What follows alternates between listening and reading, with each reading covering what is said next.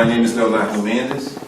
I'm the coordinator or an equivalent function. I'm the director of the interdisciplinary nuclei of sound communication, or NICS. And I'm here to welcome Dr. Verschure of the Catalan Institute of Advanced Studies in Spain, and Dr. Arbib, Dr. Michael, of University of Southern California, for their kind acceptance to be here sharing their visions and knowledge with us today. In the name of NICS and FEC, we are at the School of Electrical and Computer Engineering, who has give us the opportunity to use this space, and is also supporting NICS a lot in terms of resources and people, and in the name of the director of the School of Electrical and Computer Engineering, Dr. João Marcos Romano, I would like also to welcome you too. Finally, I would like to thank everyone who is here today, and I expect that we can extract the marrow bone. I always say that for our guests, in terms of, I hope you can follow carefully everything they have to show us, and use the opportunity to ask questions and to interact and bring to us the most we can in terms of knowledge and opportunities of understanding. And finally, I won't be able to stay here with you today because of other responsibilities, but I'm going to leave Jonathan with the responsibility of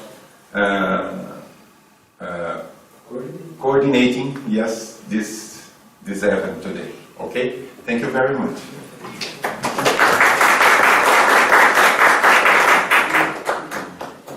Okay. Thank you, Leonardo. So, for those that are here, I'm very glad. It's a very good opportunity. I'm glad to see you here. And what I want to say is a unique opportunity to have two interesting people today. We have Paul Verschure, we have Professor Michael Arbib. I worked with Paul for some years, most 20 years. I knew Professor Arbib in his connections with the language and music in the Ernest Strungman for. I think they are very interesting research, and they have interesting questions about the brain. They are also work with computer models of the brain. Paul Verschure works with robotics at the Catalan Institute of Research in University University. Professor Michael Arbib is one of the founders of the artificial intelligence. It's still artificial somehow. Let's see what's going on. And for us, it's an opportunity. I would like to tell you that it's a unique opportunity. The first time Professor Michael Arbib is here in Brazil. Paul was here in Brazil almost somehow 20 years ago when we started Robotic. And what we're going to do now is they're going to talk their most interesting talk that they like, but I hope we make questions. Okay, the idea is they are going to have around 45-50 minutes of presentation, and after their presentation, so we are going to have questions. I hope so. Because it's not so polite, don't do questions. Questions is the most important thing we have in that environment that we are. So first, Professor Paul Verschure introduced his ideas, and we have a question session. After Professor Michael Arbib, we have questions specific sobre Michael's talk. Maybe, if you have plenty of time, we can bring them back and we make a kind of small discussion. And it goes until middays. For those that are at the internet, hope you enjoy. If you have questions, okay, you can send your questions at the following address: NICS info arroba, always I forget, nix.unicamp.br, okay? Info at nix.unicamp. Right on the whiteboard there. Yes, of course. It's easy. Okay. I like to perform things. Okay. So, shall I turn on this overhead projector? Yeah, yes, please. Are you going to mime all my slides as well? Yeah. So, great. Okay, you can focus. Maybe we can turn off these slides. I will. So, did you check it works? Makes noise. Okay. There we go, something's happening.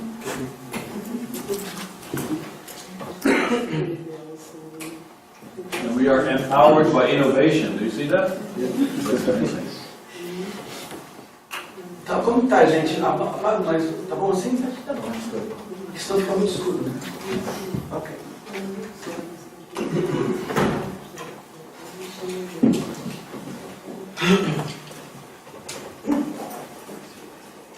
How long are we going to be empowered by innovation? You can start. Okay. Let's see the empowered innovation goes well. Okay.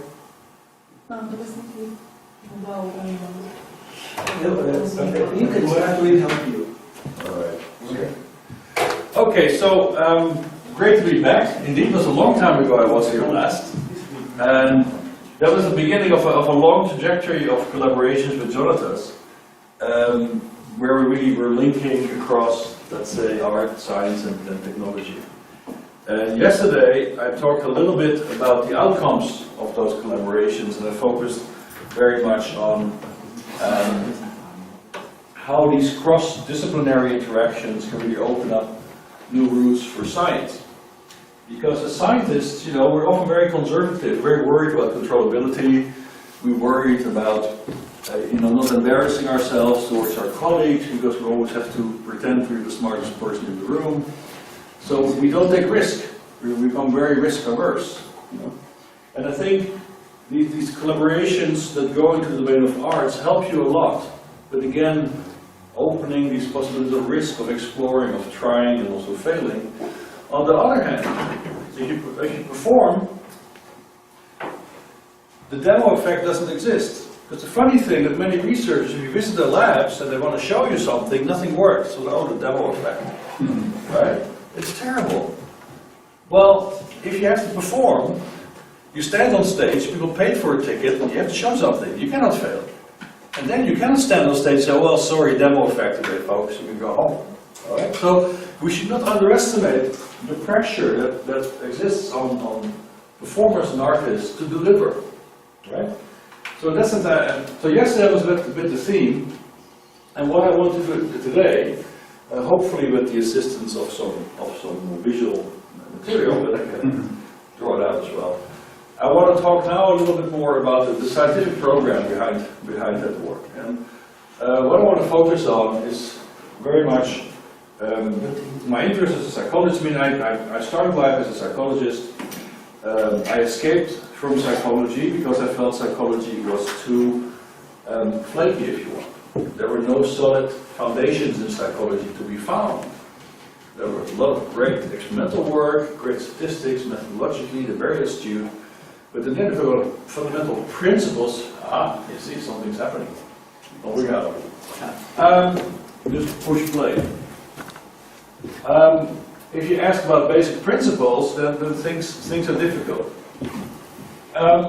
So, from there I escaped to artificial intelligence, and I worked some time in Zurich, and then I moved on to artificial intelligence, from artificial to neuroscience.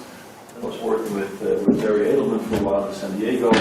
And right now what I do is really try to redefine psychology, but more from the perspective of machine-based models of mind and brain. So this really are, we also call it living machines. Okay? We have an annual conference of living machines this year in Edinburgh. So you should also make your papers for our next edition next year, probably in the US. Location to be announced.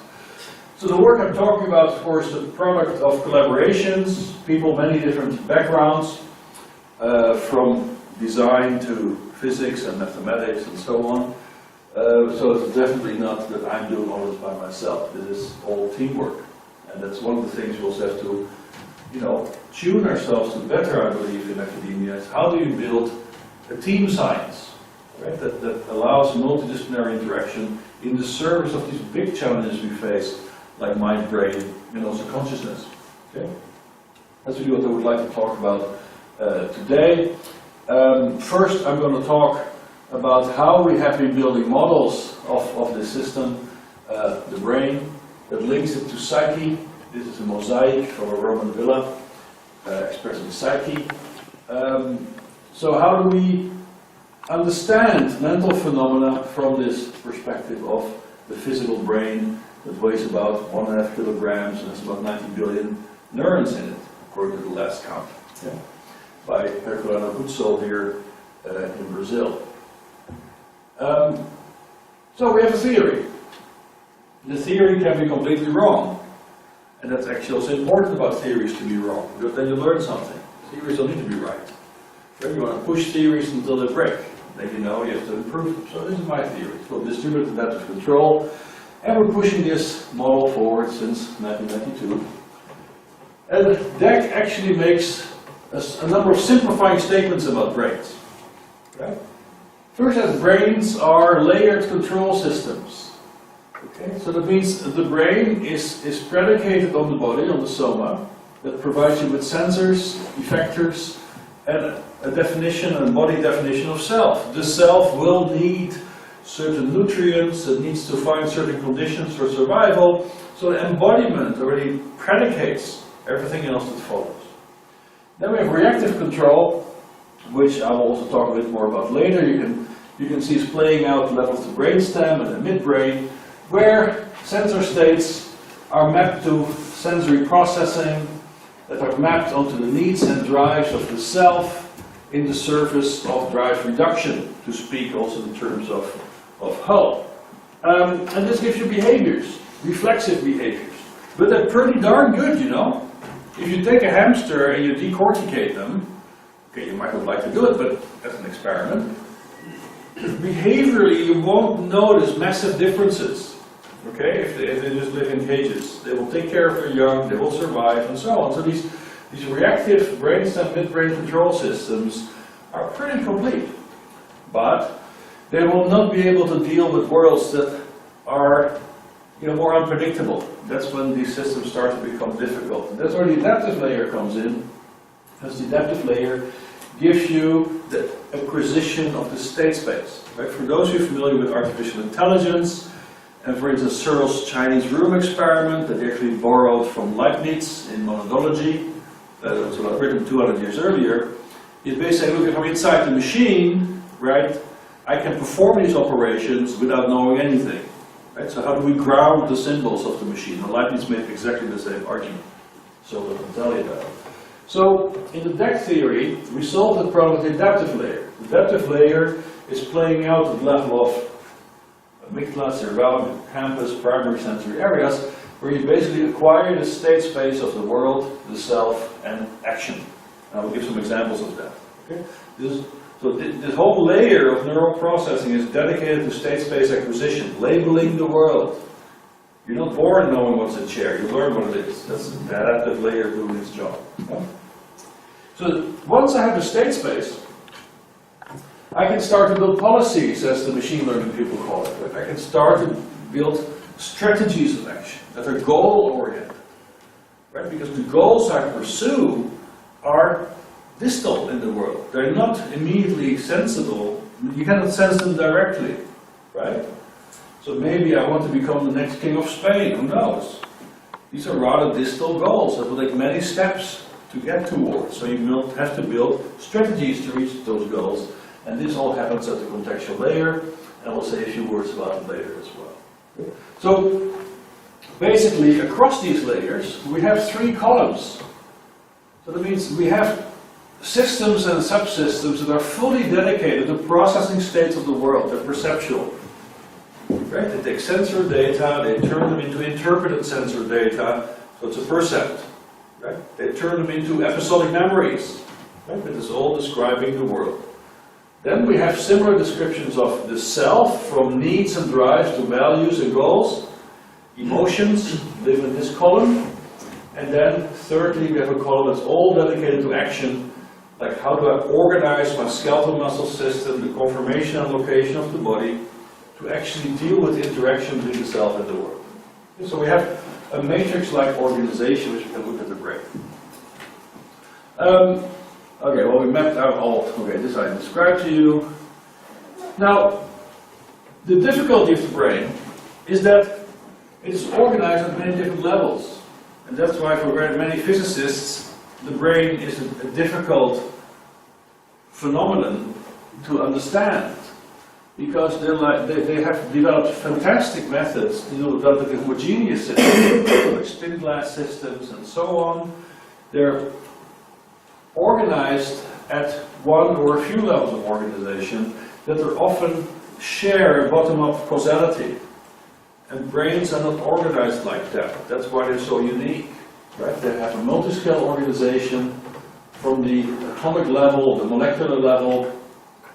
I like chem kinase as an example. It's the structural molecule of memory, the foundational molecule of memory that interacts with the microtubules. Microtubules show properties that seem to be affected by quantum mechanical factors. And on the other hand, we live in groups, in social cultural environments, we build cities, and we give talks to each other. Right? These are all levels of organization in which brains are embedded. So, if we want to build a theory of that system, we must be able to account for all these levels and their bidirectional interaction. Right? It's not just a feed-forward, bottom-up causality that drives what we are. Okay? I also do things because I want to be nice to Jonathan, so that's not just a bottom-up causality. Right? Well, okay, depends. That's a view. Exactly, because it's reciprocity. You know? Okay, so how do you deal with that? So, I call our methodology convergent validation, and basically that means that you want to build models of this system in which multiple levels of descriptions converge. So that's what I'm going to show to you, right? It's really about the convergence of anatomy, physiology, and behavior, in the sense that you want these models then to be empirically adequate. Right? Models of mind and brain don't need to be true with a big T, like you can solve them and say, oh, it converges. Right? Who says the brains converge in that sense? It's about converging lines of evidence, of accounting for the data. And the better you succeed, like for instance, if a model is like fitting a curve to a cloud of data points, and you know mathematically there's an infinite set of lines you can throw through a cloud of data points.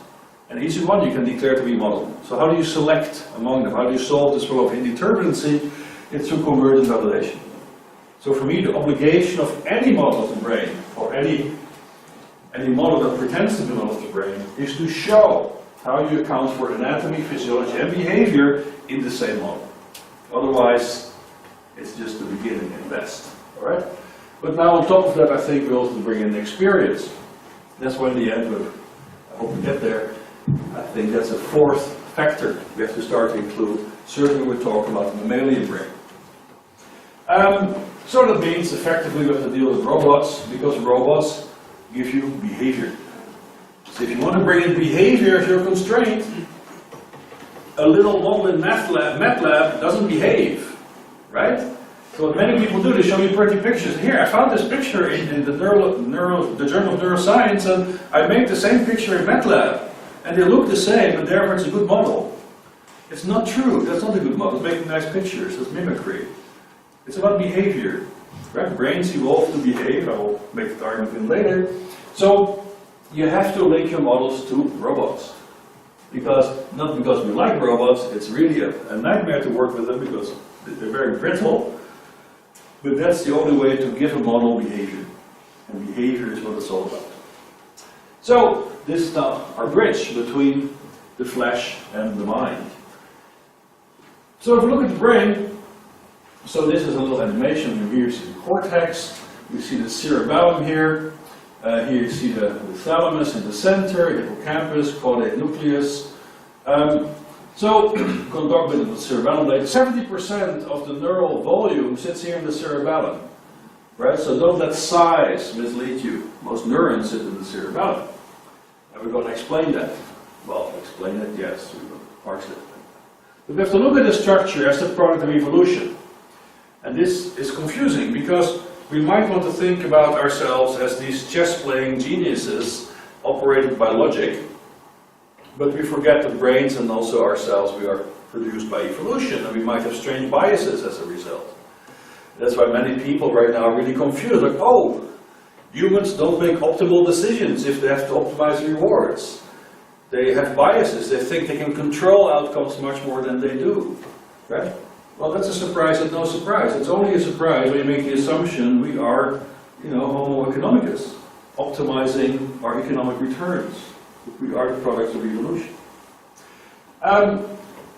So what then are these design principles for brains? If we go from the smoky shrew here to humans, our objective is to identify the common design principles behind these brains. Are there any?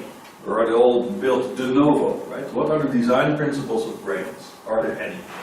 Well, if you look at the general layout of brains, this is a nice drawing by Swanson, sort of a generic mammalian brain, you already see that the gross structure across all these vertebrates, for instance, is rather similar. From lamprey to human, the basic layout looks anatomically rather similar.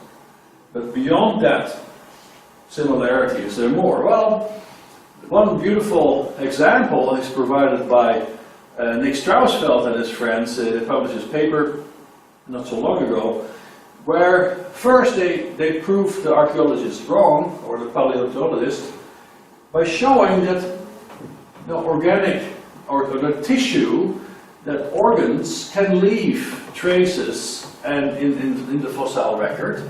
So here they found this 520 million year old fossil of this little shrimp in China. It was really hard to find because they had to split the rocks exactly in the right plane.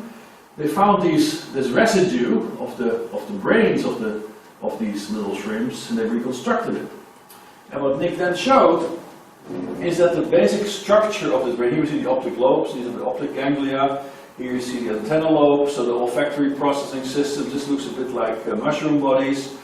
But then what Nick showed is that the basic layout of this brain is similar to that of a shrimp that still happily lives in southeastern Asia, and is as widely consumed by the local population. Right? So it shows you that in sort of general terms, the layout of these brains seems to be conserved. So it's reasonable to believe there are common design principles behind brains. There are other examples. I will not go into the details too much. Stan Grillner has made a very beautiful argument about how the basic action selection circuit of the lamprey brain. The lamprey is a parasitic fish. It's also emerged in the Cambrian. It's very old. It's seen as the prototypical structure of the vertebrate brain. And what Stan argues is that the basic circuit in this brain of the lamprey that allows the animal to select action, go left, go right, got co-opted in more elaborate vertebrate brains like our own to perform action selection also in perceptual domains for attention, in memory domains for decision making. Okay? So it's basically this is how we can think about the evolution of the brain that is co-opting successful circuit designs into other modalities, providing new functions. Okay, this is more work from Nick Strausfeld and Klaus Hirt, where they also make an argument about the homology between mammalian brains and invertebrate brains, which of course was a no-no. If you read the textbooks, like, oh no, insects, very different brains. But they show genetically there's lots of similarity. Okay? And this is another example, in this case from Leah Krubitzer, who shows how we can think about the evolution of the neocortex as a modular design system. Okay? So it's just to show you that there are enough examples in literature that make it reasonable to say, well, for the vertebrate brain, And maybe even all the way to the invertebrate brain, there might be common design principles. So then our question should be, what are these common design principles? This is how we look at the modeling work that we do. Okay?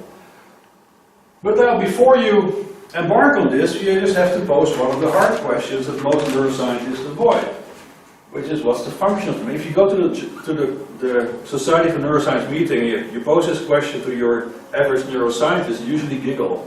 You say, oh, I don't know, I studied this GABA receptor. You know. So, but I think it's important we start with the functional hypothesis. We must be willing to be wrong. There's no shame in being wrong. This is how we learn, right? So, okay, what's my functional hypothesis? Well, it goes back to Ivan Pavlov, Claude Bernard. There are some contemporary neuroscientists who are, not pendering this as their invention. It's not true.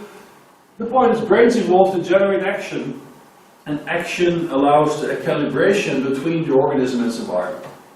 That makes brains control systems. They control action. So, what does it take to act is the next question. What's our hypothesis on that? What are the top-level objective functions that an acting system has to solve? Well, in my opinion, there are only 4. Okay? That's the derivative of the starting point. Brains evolve to act, and they act by optimizing what I call H4W. So how? The action is achieved by optimizing 4 functions, which is motivation. Why? Right? Why am I standing here? Why am I drinking coffee? Okay. So this is the self column of the deck architecture, if you want. And it's what. That means which objects in the world pertain to these motivational states. What are my objects of desire? Okay. Then it's where. What is the spatial configuration of my task? Where is this object? Where am I in this space? So the spatial structuring of my environment. I exist in space. And last, it's when. I also exist in time. There is dynamics I have to adapt to. Right? My body has inertia and momentum, so has the world. I move through space, I have to change my conformation to deal with those dynamics. So these are the 4 top-level objective functions you have to optimize. So that's what we're going to do. So here you have our friend, the laboratory rat, in the shuttle box. It has a home base here, that means there's a position in space it returns to very frequently. Here's a feeding location, and you see the animal is basically shuttling between the home base and the feeding location. It returns with food pellets that are big, consumes them at home. So you go to the supermarket, you bring it home, you eat all the stuff, while some of the stuff you eat on your way. And others, the small pellets it eats on the spot. Okay? But you see here, right, it has a motivation, it's hungry, so why, it's satisfied. There's also what, well, the food pellets in this corner. Then you see where, it's the spatial structure of this task, and you see the when. You see exactly how it is changing its conformation of the body to very nicely go around these corners. So this is your existence as well in the physical world. This is all there is to explain. The physical world, let's say. So these are the 4 top-level objective functions brains have to satisfy also in our case. And that's then what the deck theory does. Okay, so we have in the meantime also mapped the deck theory to different substructures in the brain, like the reactive state space of the brainstem and the midbrain, the more adaptive layers of, for instance, hippocampus, sensory cortices, amygdala, cerebellum, and then the contextual layer that you find here in the frontal cortex and also basal ganglia. And I will highlight just one of these to give you now an idea how we mapped these ideas to very specific predictions on the brain and how we tested these predictions, and in the end how we use that to explain consciousness. Alright, back to the brain. I want to say something just about the adaptive layer now, and in particular about the cerebellum. The cerebellum is 70% of your neural volume. If you lesion the cerebellum, you have ataxia, so you will really see marked changes in motor control, right? You lose precision in motor control. On the other hand, it doesn't seem to affect, let's say, consciousness is the claim. However, there's nice experiments on the macaque monkey where you show that perturbations on the cerebellum can affect visual illusions. suggesting again that the cerebellum might be affecting some of the temporal processing that goes on that feeds into consciousness, and actually the cerebellum, but I can describe it maybe here better. A typical role ascribed to the cerebellum is how it allows you to mediate or to balance adaptive anticipatory action with direct reactive compensatory actions. Okay? So that's what we want to look at. The typical paradigm is for this classical conditioning, where we have our rabbit, the animal of choice for these paradigms. You present it with a neutral sound, the conditioned stimulus that goes on here, right, followed by an air puff to the eye, and the nictitating membrane protects the eye.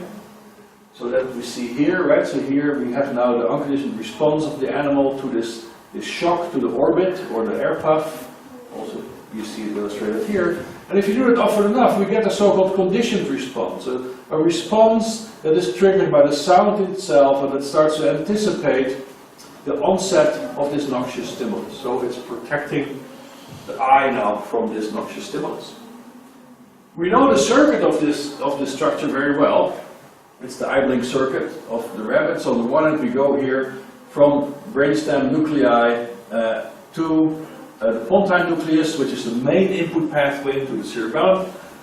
Mossy fibers, and mossy fibers are actually the single largest population of neurons in your brain. That's why the cerebellum contains 70% of your neural volume. It's all these granule cells. They're tiny. It has been really difficult to measure from them. It's happening more rather recently when people succeed.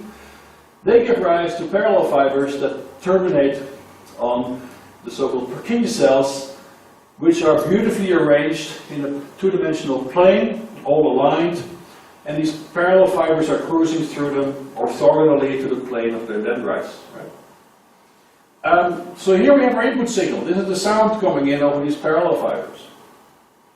So now, as Pavlov already said, we should look for convergence if we want to understand these forms of learning.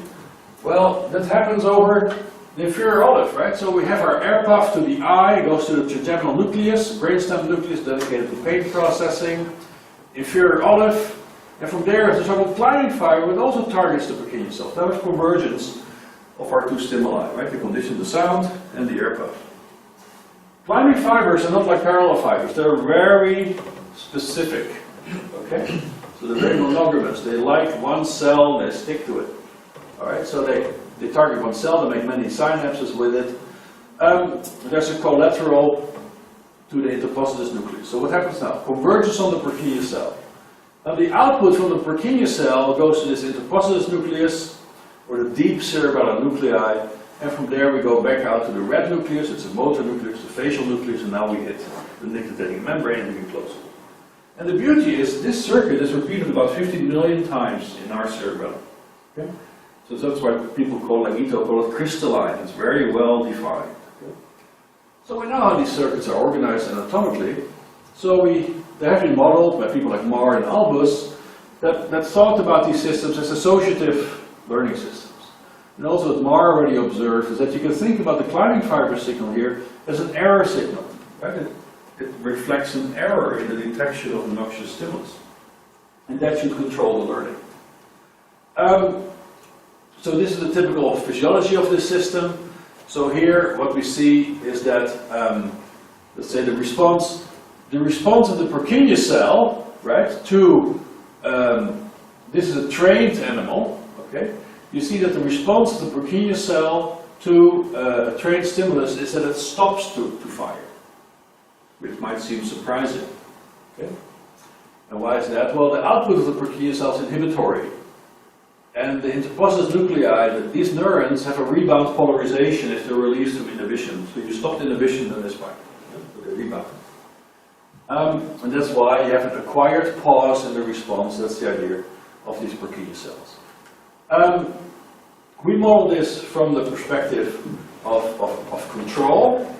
And the one element we emphasize here is very much this negative feedback that exists in the circuit. If the cerebellum generates an output, or the Purkinje cell generates an output that goes down to the motor nuclei, there's a collateral going to this inferior olive that generates the error signal. Right? So the output is controlling the error signal itself. And the question is, okay, is this now helping you to balance your reactive reflex to the stimulus with an anticipatory component? Right, so this is then the model that we built. So let's look at how it works on the robot.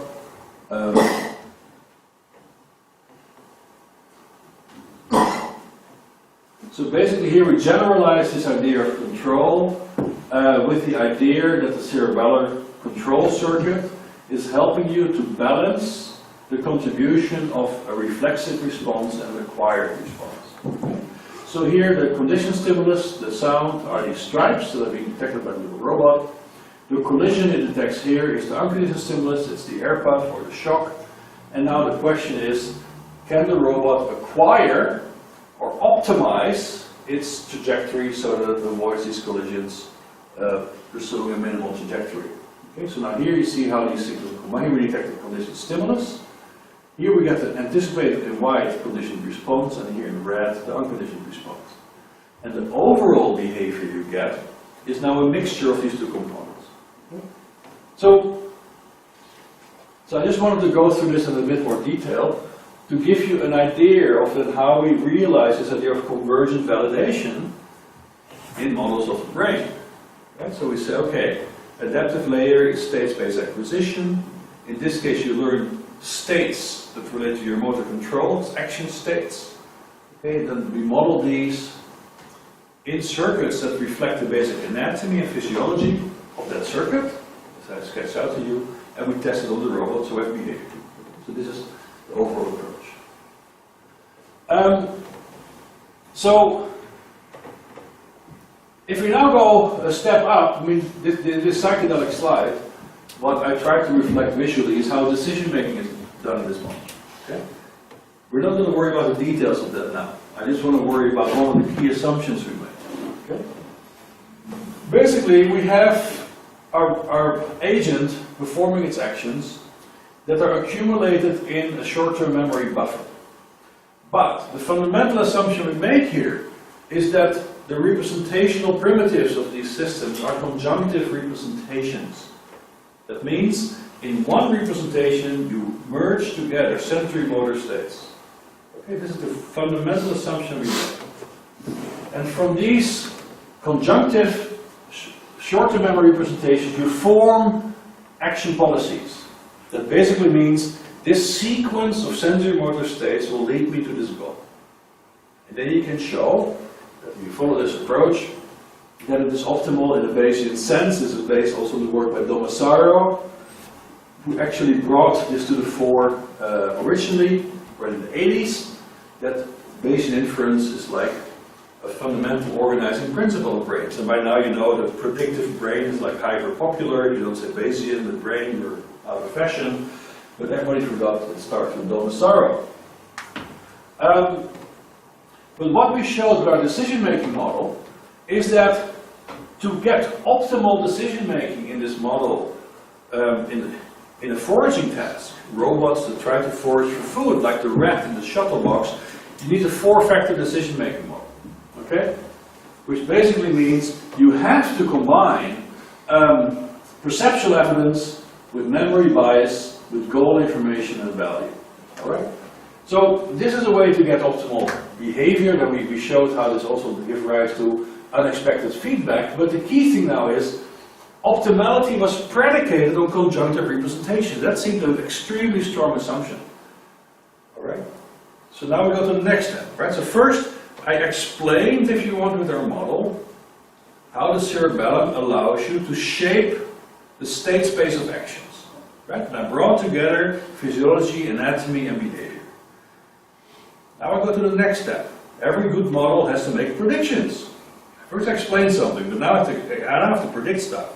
Well, what's our prediction? Well, somewhere in the brain, some system is building conjunctive representations, chunking together sensory motor states, and feeding those into decision-making models. Is that the case? So, well, we went to look at the hippocampus. Hippocampus is this beautiful structure like two small bananas. Here your medial temporal lobe, you see them here. But again, a very prototypical circuit structure. Okay? So, input goes in over the perforant path here from the entorhinal cortex, that's the input stage. Then it goes to the dentate gyrus. From there, dentate gyrus, it goes to what's called CA3. CA3 is like the main memory system here. And from there it flows to the cornus harmonis 1, CA1, which you can consider like a readout stage of the main memory system. And those projections go back out into the cortex. Right? So this is a fundamental memory system. So Michael talked about it yesterday. If you lesion it, you cannot form episodic memories anymore. And this talk will be new to you every day. So we modeled all these components of that on previous occasions. Here are the famous grid cells in the medial entorhinal cortex you might have heard of. Grid cells were discovered by Edward and Maybrit Moser. And grid cells have a very particular response to movement in space. It's a grid-like, this is like the response field of a single neuron that will give you very regular responses that are tessellated in a very specific way in space. So this is really X and Y, okay? And these are the examples of 3 different neurons. We modeled this very well back. The lateral entorhinal cortex, however, so we're talking cortex here, is not structured in that way. The lateral entorhinal cortex gives responses to features in space, colors, objects, or whatever, much more tied to stimuli. And now, what John Listman suggested is that, well, here you have the 2 components of a conjunctive representation. The grid cells tell you about your movements in space, action. The lateral entorhinal cortex tells you about sensory states. So, question, is the hippocampus now merging these 2 streams of inputs into one representation? So, it's multiplexing action and sensory states. So here you see how we model it on a robot. With the robot going around, here you see the grid cells of the entorhinal cortex.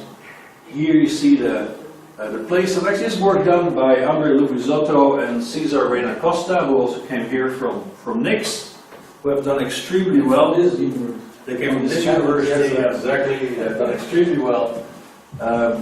Great students. So you should set more of them. Yeah. Maybe they are there in the video.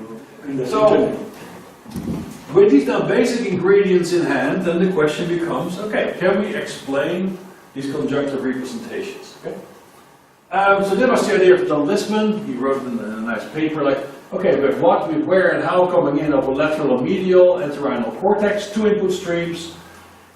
Is the dentate gyrus now merging these guys together? Is that multiplexing sensory states in action? And the phenomenon we tried to explain with that was called rate remapping.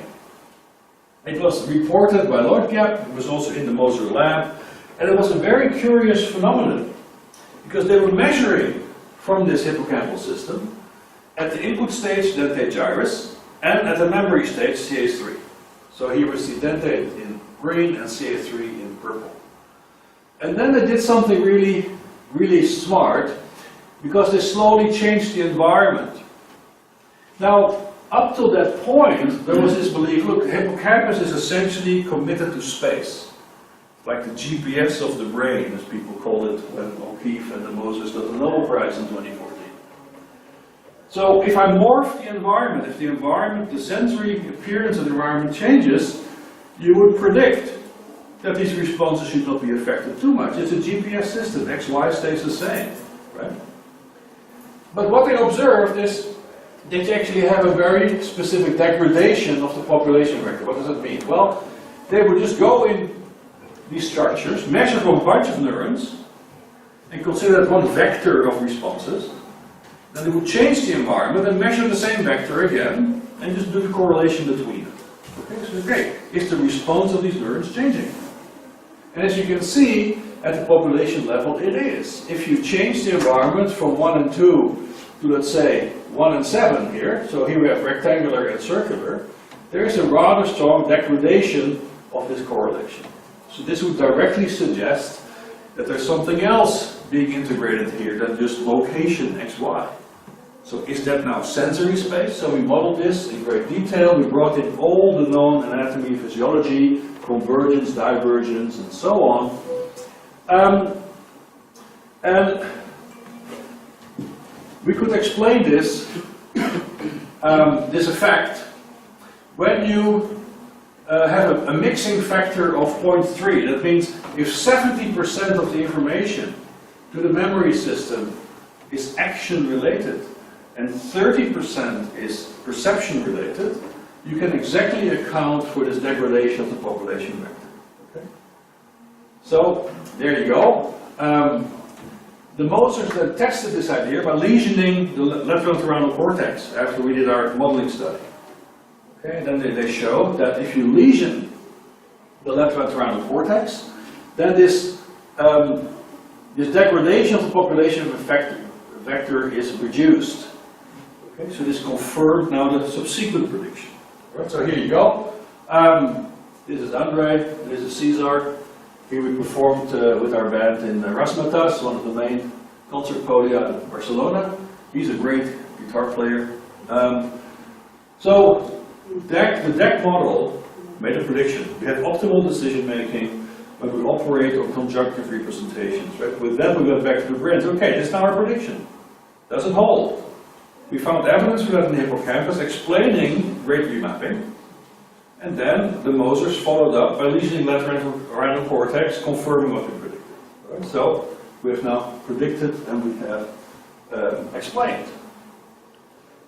So let's now go to the next prediction that also will bring us closer to our story on consciousness, but I'm not sure how well we're doing time-wise. You know this? You have more half an hour. Oh, great. Okay. So 25 minutes. Okay. So here we have a rat. This is a movie from Dave Radish and Matt Vandermeer. This animal is shuttling in a T-maze.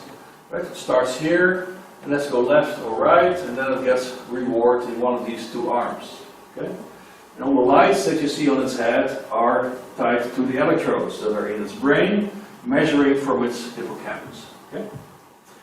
Now, you see this animal sort of makes decisions. But if you look at the details of it, the actual shape of behavior is very changing in a very subtle way across these labs. Yeah? So let's look here at lab 4. You see what happens? In lab 4, the animal is looking around.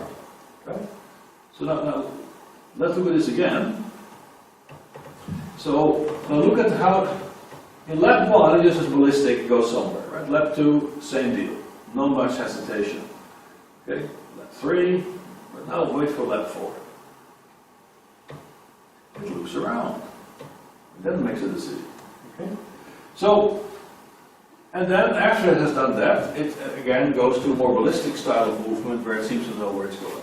Okay? So, this behavior is called vicarious trial and error and was first described by Tolman in the 30s. And how we described it, or he called this vicarious trial and error, he's saying, well, it's as if the rat is imagining the solution to the task. Right? So it's like performing mental time travel. It's imagining what it has to do. And indeed, Johnson and Radish, in about 10 years ago, published this really beautiful study where they gave rather direct evidence for that. So here we have an animal in a similar situation. The circle is the location of the animal.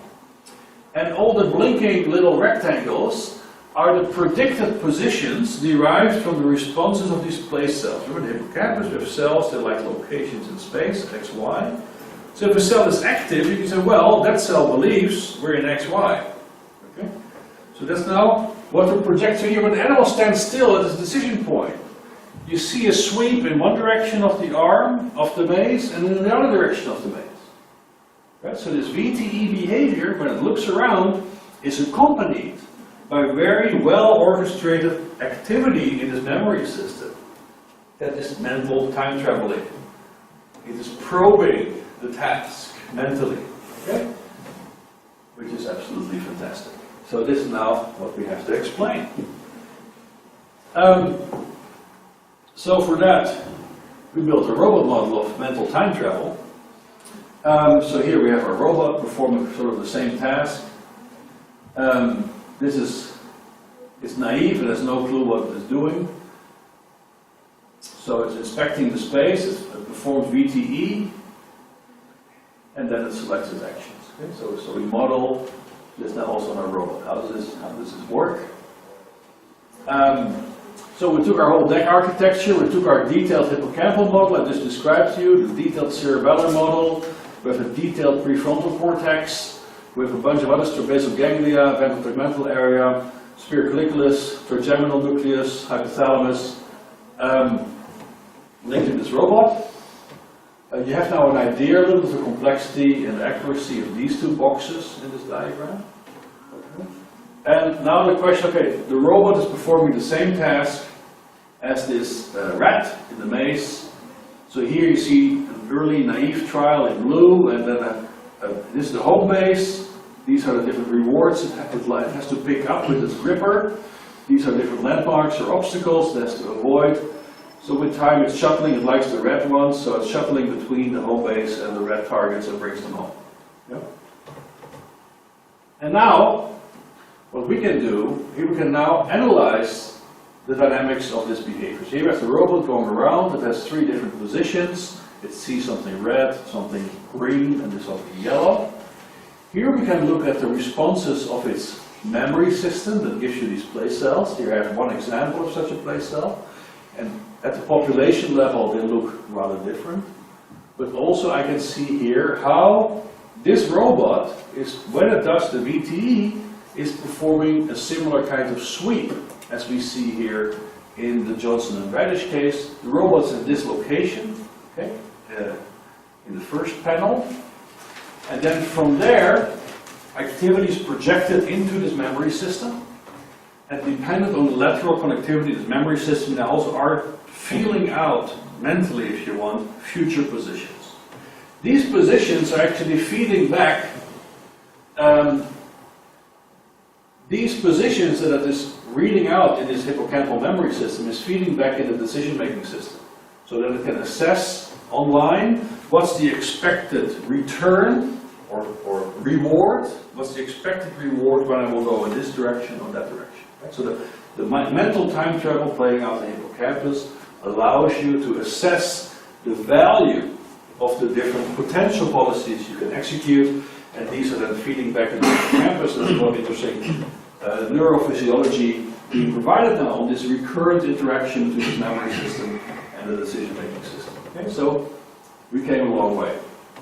But this now raises this important question, or the next question. Mental time travel, right? The rat is now experiencing, if you want, something that is not physically there. It's imagining something. Okay, so how should we think about this kind of internal simulation? How does it relate to goal achievement? How does it relate to a form of consciousness? Okay, so this is now the second part I want to get to, is how can we think of the experience that goes along with this type of mental time travel? Why would that be conscious? Why would it even exist? Okay. So, this was an early sketch on consciousness, and I want to just make a fundamental observation here about evolution. So here we see a graph of, let's say, the volume of life forms on planet Earth over time, right, from 2 billion years ago till about now. And as you're well aware, about 500 million years ago, something really strange happened. I remember here the little shrimp we looked at lived at this time, the lamprey emerged here, okay, so suddenly in about 50 to 100 million years, all basic body plans we know today emerged. Which means, of course, together with their brains, they co-evolve, right? Not just yet the body of a lamprey, but it was still controlled by a bacteria, right? So these things co-evolve. So the Cambrian was a very special moment.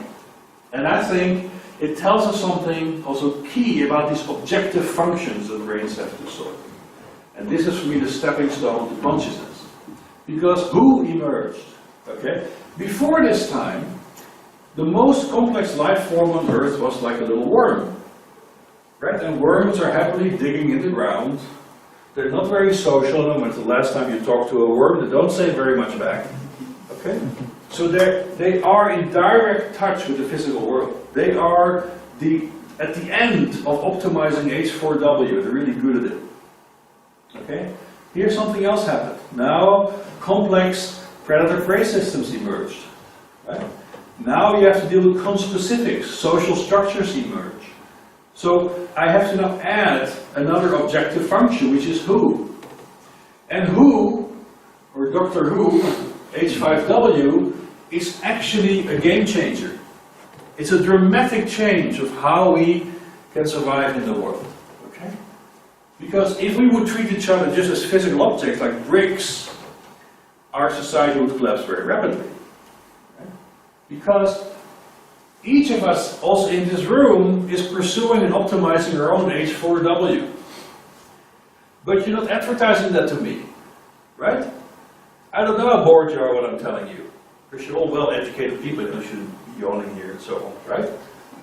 Key thing here is, agents are driven by hidden states. Their intentions are not advertised to you, right? I have a massive problem now. How the hell can I survive in a world that is not signaling to me what it's up to? That was the game changer. So now, what I have to do, for me in the corner here, I have to simulate my world. I have to virtualize my world.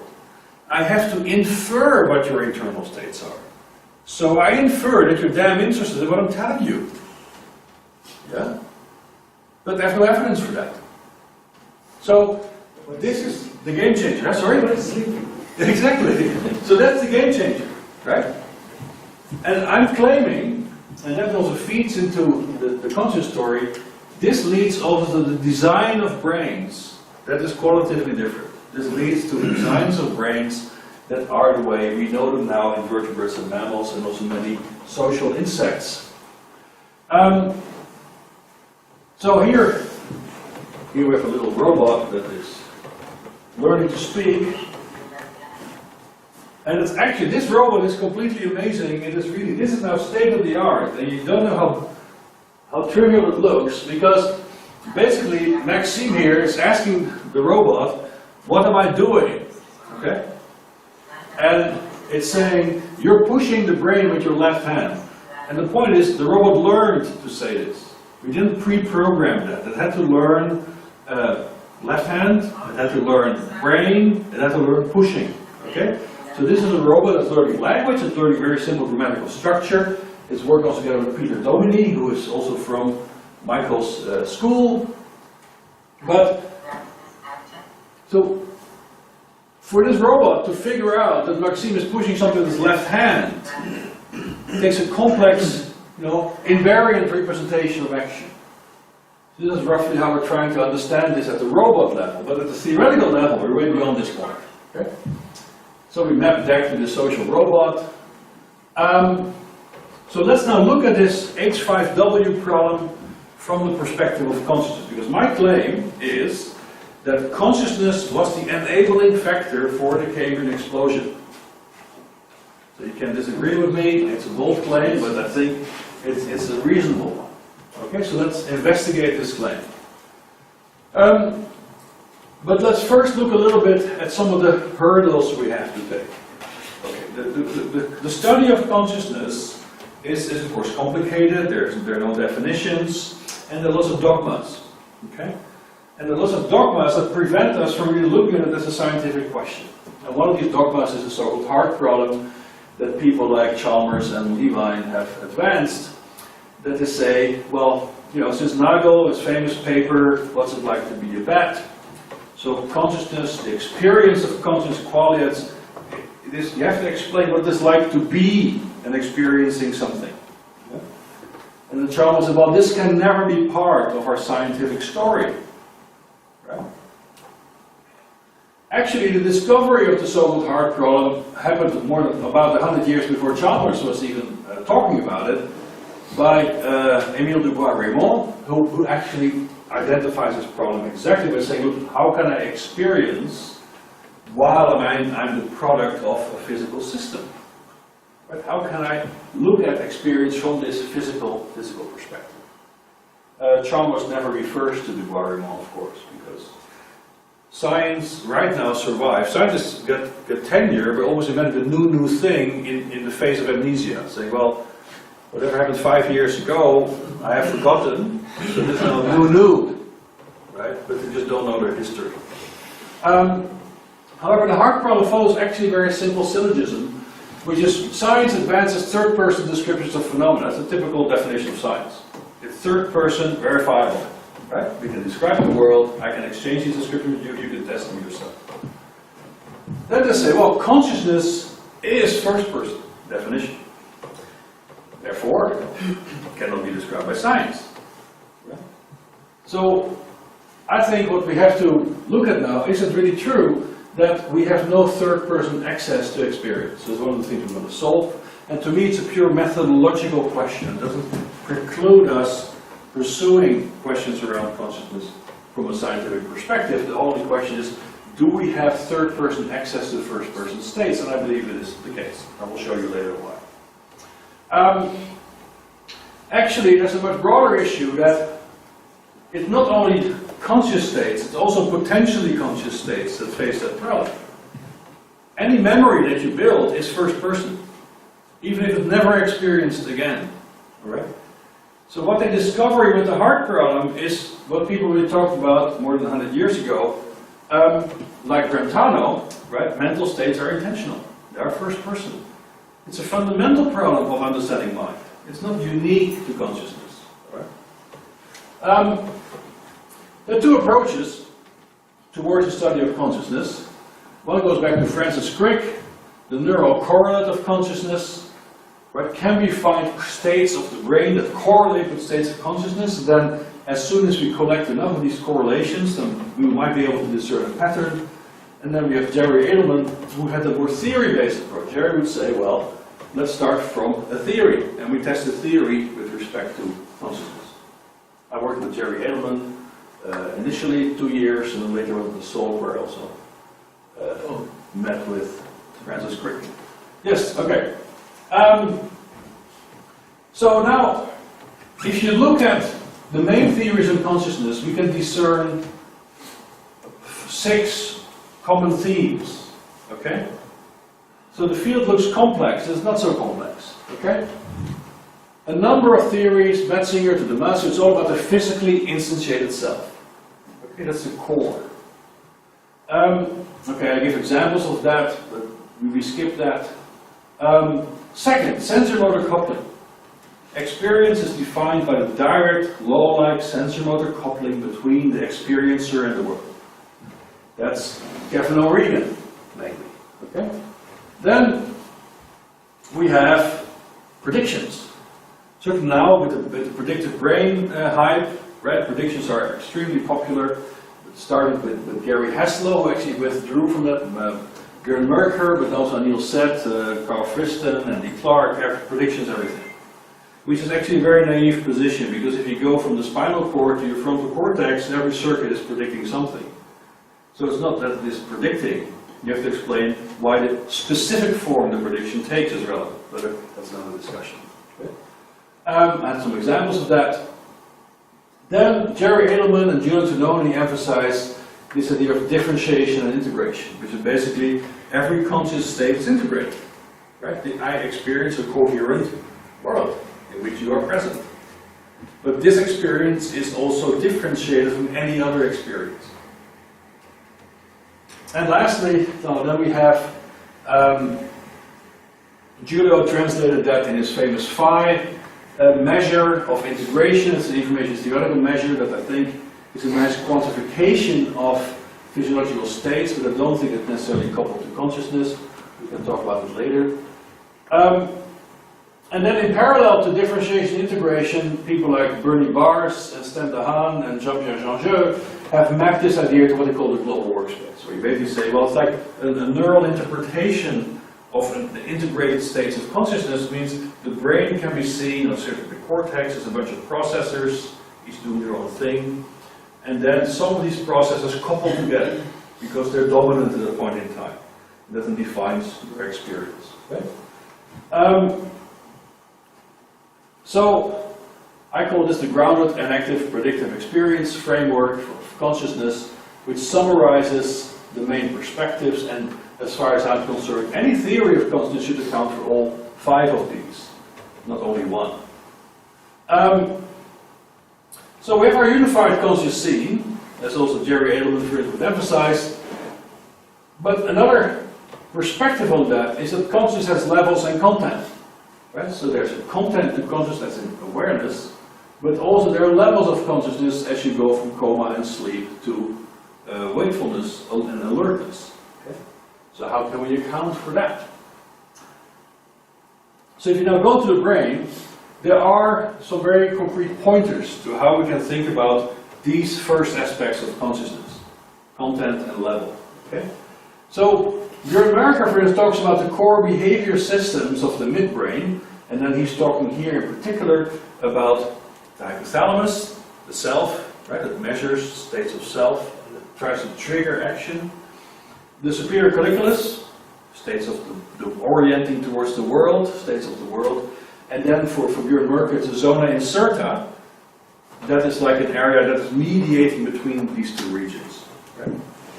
So Björn, looking at hydrocephalic kids, is making the point, this is like a system of primary consciousness. It's for direct experience that is not really expanded in space and time. Okay? If you lesion these structures, they're rather devastating for your existence. In parallel to that, if you talk about the level of consciousness, alertness, coma, sleep, and so on, we have the brain activating systems of the brainstem and midbrain that are very close to these core behavior systems that are neuromodulatory. Right? They secrete acetylcholine, dopamine, serotonin, histamine, and other neuromodulators across the thalamus and the neocortex. And if you turn off these systems, like in the reticular formation, cholinergic projections, basically you fall asleep. So a lot of anesthesia is interfering with the effect of these neuromodulators or mimicking their effects. Right? So this is one perspective of how these brain activating systems are controlling the level of consciousness, and that these core behavior systems are defining a first order form of content of awareness. However, we can disrupt the system with drugs. This is, for instance, ketamine. I used ketamine in an experiment and I got completely psychotic. It's not very pleasant, but it's a useful experience if you're interested in consciousness. So I recommend it to you, but do it in some supervised way. And what ketamine actually shows, and the main effect of these kind of pharmacological manipulations of consciousness have to do with the interaction between the thalamus and the cortex. The thalamus and the cortex are two recurrently coupled systems in the brain, and most drugs that affect states of consciousness affect that interaction between these two systems. Then we're going to look at hemispatial neglect. So we do a lot of work in stroke.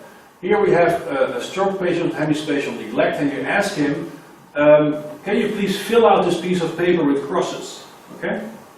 And then what you see is something that's very asymmetric. Then we ask these people to, in a display, detect the distractors. Okay, so here this is a distractor in the local case, this would be a distractor in the global case. Okay, this is an illusory contour, and here we mix them together. And then you measure their accuracy and reaction time. And you see that there's a very marked difference in right hemisphere patients, as this one here, in the detection and the reaction time of these illusory contours and distractors as compared to controls, or where people have lesions to the left hemisphere. Okay? So, but on top of that, if you then ask them, well, you missed these targets, don't you see it? That's also the famous phenomenon of blindsight. They would really insist that they have access to their full visual working space. So there's a denial, that's what it's called neglect, of missing information. So this shows, it emphasizes that you have the unitary, integrated form of conscious experience and its autonomy. But now, oh wait, there was one element we have to put in the puzzle.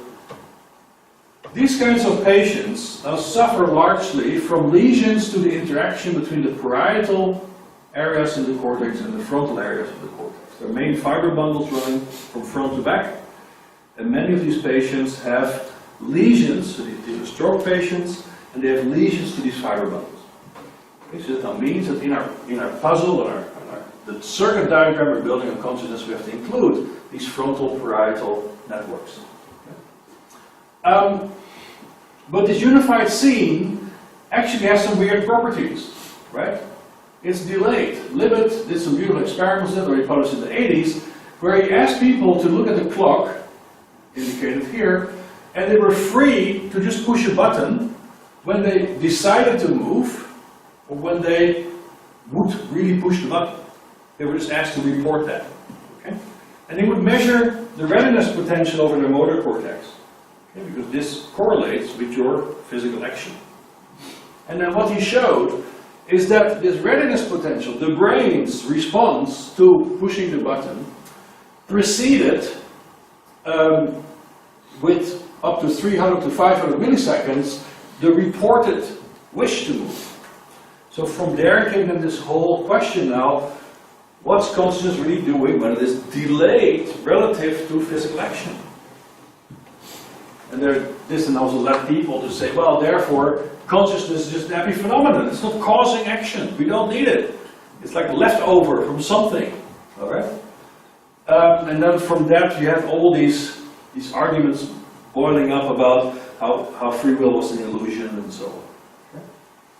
So this is now the problem we got to solve. We have a unified visual scene, a conscious experience that's delayed relative to our real-time performance. So why is that? Well,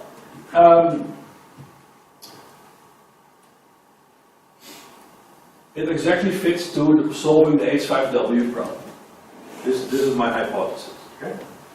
So, in order to deal with the real world that is filled with intentionality, like in this room, right? I have to now in parallel simulate all of you. I don't know who's going to be the serial killer here, right?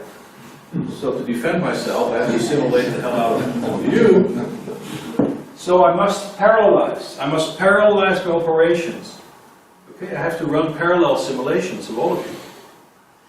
I have to virtualize, because I'm ascribing properties to you, I'm inferring properties to you that might not be there. I cannot see them, there's no physical evidence. I get no signals that tell me that Jonathan is getting stressed and I'm taking too much time. Right? And then I have to evaluate. That means I have to, for instance, now adjust, like Jonathan is giving these implicit signals like hurry up and no, we have to finish, we have no more time. So I have to now translate that into action. I have to turn it into value for action, like talk, shoot, and take too long. All right? And this is exactly why you have a delayed conscious scene. So that means consciousness allows you to again unify this operation and extract this value. And let me show you why this is a problem we got to solve. This is a neuroprosthetic we built for the cerebellum. Okay? We implanted it in rats. We can replace these idling conditioning circuits. Already published a while back. If I want to, and these chips are really tiny as you know, but if I want to rebuild a human cerebellum, 15 million circuits, the stack of chips is 150 kilometers tall. So it gives you an idea of the complexity of the control problem you got to solve. If any of those circuits make a mistake, how do I find it? How do you optimize it? So if parallelization creates a whole new credit assignment problem. It's not only optimizing a single objective function, no, there are 15 million I have to deal with. Yeah? So parallelization that I'm forced to engage in, to deal with H5W, creates a new problem of credit assignment. And I'm saying that's where consciousness comes in, because I must monitor my world, I must evaluate, and I must then reproject these evaluations to my parallel controllers. And that's exactly what consciousness is doing. Okay, so it basically means real-time action is parallel, but to optimize my real-time action in the social world, I have to monitor, right? I have to sequentialize, I have to match it to my singular goal states, extract value, and project it back to parallel control. So, this is now the idea. Right? So I extract from my internal models value that I then use again to project back to my neuromodulatory systems that control learning in the system. So can we test this? So we tested this idea, so we built the models, and the first thing we tested is, can the conscious scene that runs inside this thalamocortical transient memory system really be decoupled from real-time operations? Can you dynamically couple and uncouple? Because I claim it's an autonomous transient memory. That means it can operate independent of the actual signals going on. So for that we built a psychophysical task. It's this one. So people were asked to track these linear moving objects, and once in a while one displaces. You have to push a button. And we also measure eye movements. Okay? And in the meantime, people have a secondary task where we have cognitive load. People have to recite the alphabet backwards or forwards and skip X many letters and so on. The question being, if your conscious task is dealing with the alphabet, if that load goes up, at some point you will start to decouple the visual tracking of these objects. Okay? So the testing was the idea of the validation gate. Basically means, look, I have internal models of these moving dots. Around these predicted trajectories, I put, if you want, bubbles. This is my validation gate. Data within the bubble, I ignore. Data outside of the bubble, I have to deal with. It's a surprise. Okay? And the prediction is then, under increased cognitive load, the bubble for conscious detections of displacements will expand a lot. You will ignore more and more and more data because the conscious system is decoupling. It has another task to perform. So, this is a task, we use reverse correlation. Basically, if you push the button, we then calculate the kernels that predict, okay, this is the area in which you need displacement for you to push the button or move your eyes. Okay? And basically you can look at the difference in these kernels, high cognitive load, low cognitive load, and you see that for the button presses, high cognitive load expands tremendously. It really means the conscious decision-making system is decoupling incrementally from the signal-based task. So that shows that this system can be considered an autonomous memory system. Yeah? One. Then we went to fMRI. We performed the same experiment in fMRI. And here I show you the network that is active in the brain of these dozen subjects when they had explicit detections. Okay? When they really pushed the button. What's the network that's now supporting the conscious task of pushing buttons? And there we see very strong engagement again of this frontal parietal network. Okay, so this confirms what I was predicting when we analyzed the neglect patient, that the substrate of this transient autonomous memory resides in the thalamocortical frontal parietal network. Okay, this is how we have been testing this idea. So the hard problem, I think, is not such a hard problem, it's just a red herring. We can deal with it. I also showed you that in the mind travel example of the robot, I can actually completely interpret the subjective state of the robot. So with that, I call this qualia parsing. That means I can interpret these subjective states as long as I have full access to the interaction history. Because with that I can interpret semantically every state of the system. So the hard problem can be solved as long as you have access to time. Now for biological systems that's hard, but for synthetic systems I build, robots, it's easy. Right? So qualia parsing with synthetic systems is a methodology to make these first-person states accessible.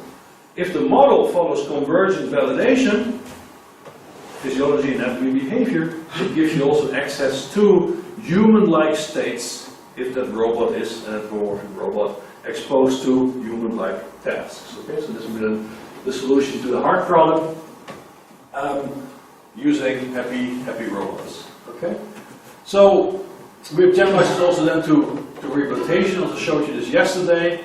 We're not going to talk about that, but let's stop with this little video.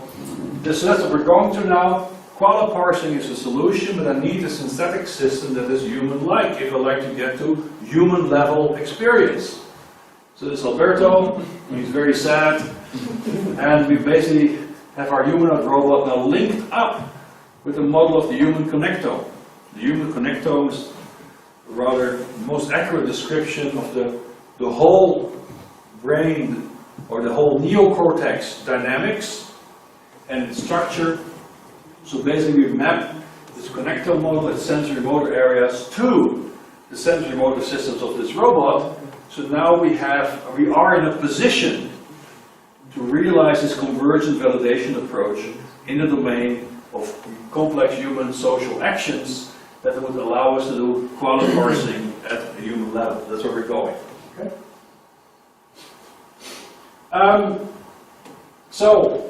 It was quite a story. I first elaborated a bit the DEC model, which looked at mind and brain. I talked about convergent validation, the basic layering of the brain. I showed you how we can explain and predict, which should be the mission of any theory that takes itself serious. You must explain and predict. If you don't do that, don't waste our time.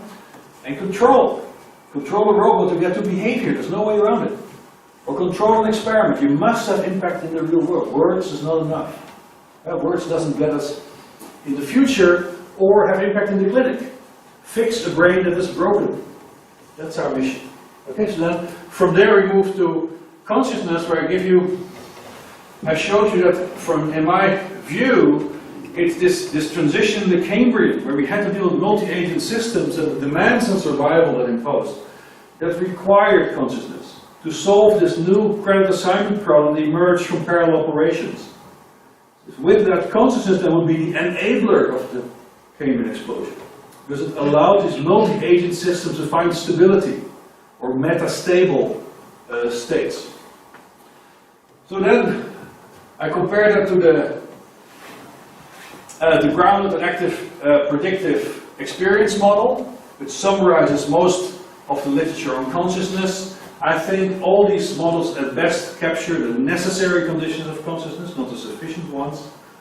And then I translated that to a testable hypothesis around the validation gate, where I also showed you that this core frontal parietal system also popped out in the task where we really were manipulating the coupling of consciousness to subconscious tracking in this displacement task.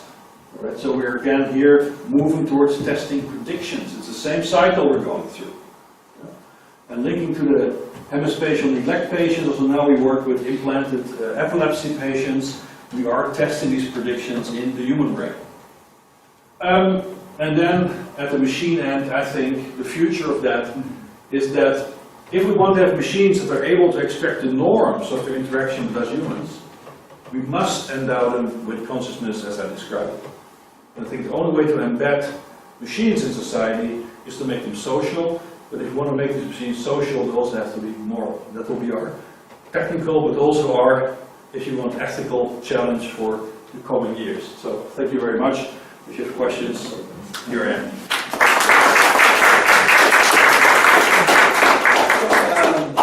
Really, you are a little bit late. Let's Really? Yes. I'm trying to be efficient.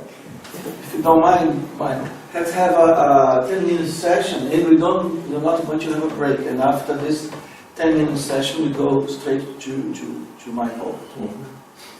Okay? And we still, and I would like we stay here until noon. Okay? We start with questions now? Yes, Yeah. for Paul. Yeah. I have a question. It seems to me that in your theory of consciousness, the issue of theory of mind is central in this question. My point is, my question is, do you think that consciousness could be in some sense a kind of a reflection on the theory of mind that I try to find in other beings? So imagine that you are a system, that you are looking at the world, and you're trying to detect conscious beings in the world. And at some point, you just find that, okay, well, there is a being here, and I try to focus in It's a bit like Mike Graziano, no? Yeah. Have you read Mike Graziano's work on consciousness? Microchannels? Mike Graziano. Mike Graziano. Oh, no. Okay, so this is, I think, very much Mike's point. He published a book about 2 years ago on this. Where he says, look, consciousness is the following. First, we have an operational necessity to do intention reading or theory of mind on others by interpreting their attentional movements. Right? So I see Jonathan is watching his watch or his clock, so this informs me about his attentional state. And then Mike says, the same way I ascribe these intentional states to Jonathan, being nervous about time management, I can ascribe the same properties to myself, right? This is roughly what you're saying, yeah? And I think it's not enough, because also in Mike's theory, there are two problems, in my opinion. First, this attentional aspect is at best the social perception part of the story, right? And I'm saying you have to solve the credit assignment problem. This is only at the beginning of that pipeline, right? You have to optimize all these parallel loops, right? So I really try to look at it as a control problem, right? Which fits again with the original definition of why brains evolved, control action, right?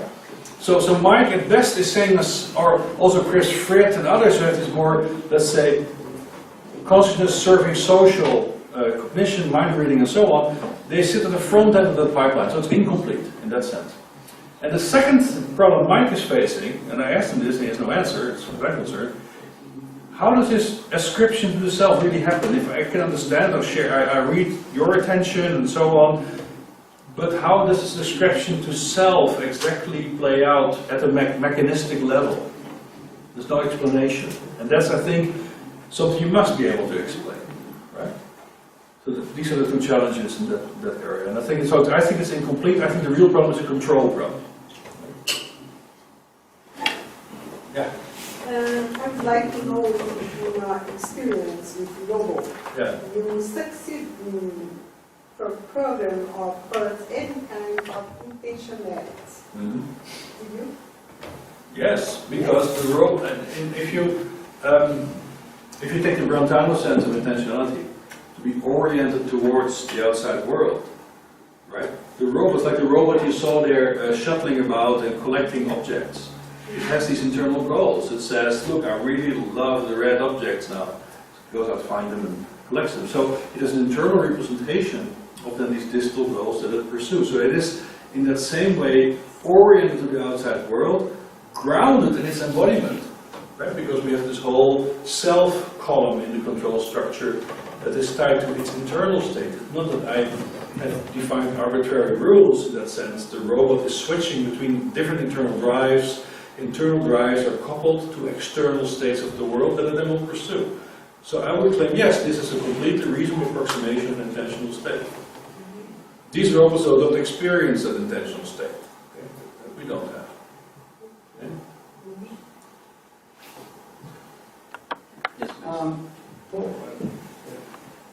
There is too much information for my brain. Like cloud. Yeah. Collective, like that. Exactly. And suppose that you have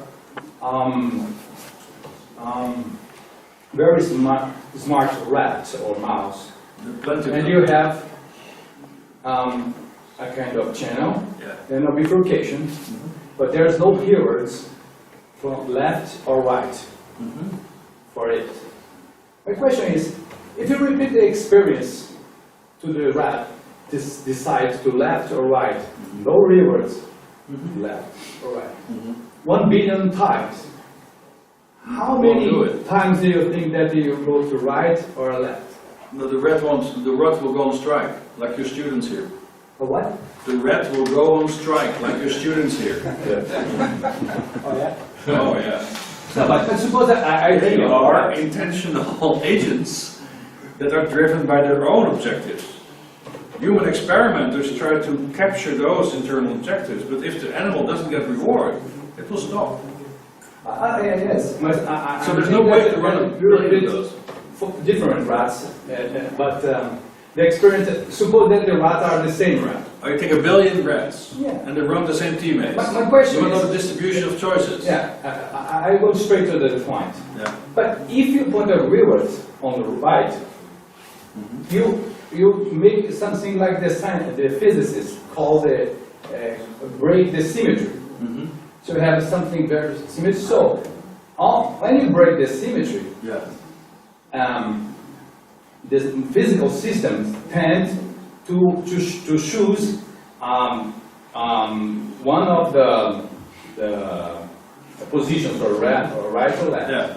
So my question is, it seems to me that you try to have a kind of mechanical model for so that's why I use a robot to mimic some Behavior, yeah. some part. So it's mechanical.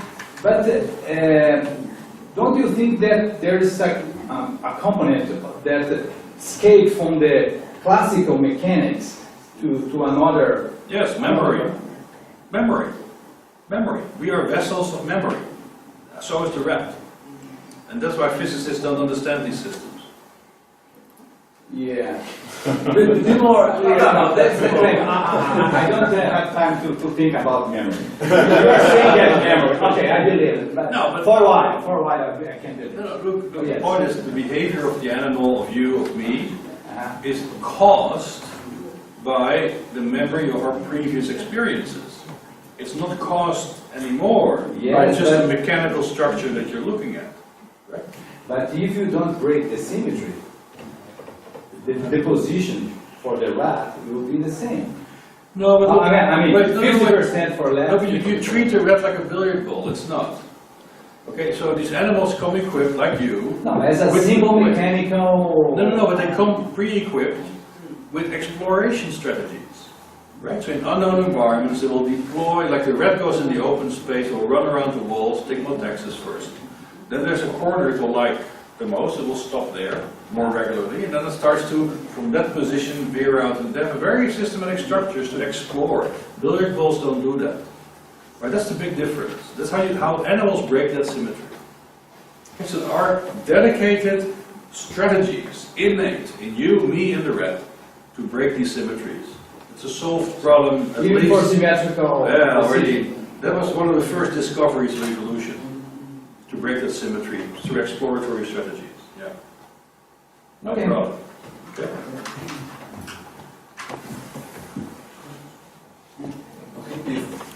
Yes, the last one. Okay, I'd like to ask you a question about action selection. What do you have some specific algorithm or process that drives your action selection? Yeah. Or what kind of, it's a kind of a subsumption or how it works? Okay. Action selection happens at different layers in the system. Already in the episodic memory systems, you have like a software that they call. So it means the information that you move towards your decision-making stage already is undergoing some sort of filtering. Okay? So that's the first stage. Then it enters, let's say, the goal-oriented policy systems, and they also will engage in the competition. And in that competition, 4 factors will play a role. What's the perceptual evidence? What's the goal I'm pursuing? What's my memory bias? Right? Because if the world is predictable, you exploit your memory bias. And what's the value it's going to give me? Like for instance, if I pursue a goal and I have 2 policies, but one is less energy than the other, okay, I go for the low energy one. So then you have a competition. If you map it to the brain, you look at cortical basal ganglia interactions that optimize across these factors. There's a very beautiful story actually, already fairly old, that shows how if you look at the control loops between cortex and basal ganglia, it really seems to cycle from goal selection to memory selection to perception selection to action selection. Looping between cortex, basal ganglia, orchestrated supposedly by the dopaminergic system. That's something we're looking at right now. So this is then the way it will play out. Oh, Yeah. thank you very much. You're welcome. Keeping talking and discussion, but that's Of course. for mine. And Yes. maybe if you, or in the discussion, we can go back to discussion after. Absolutely, I'm here. Okay, Have something anytime.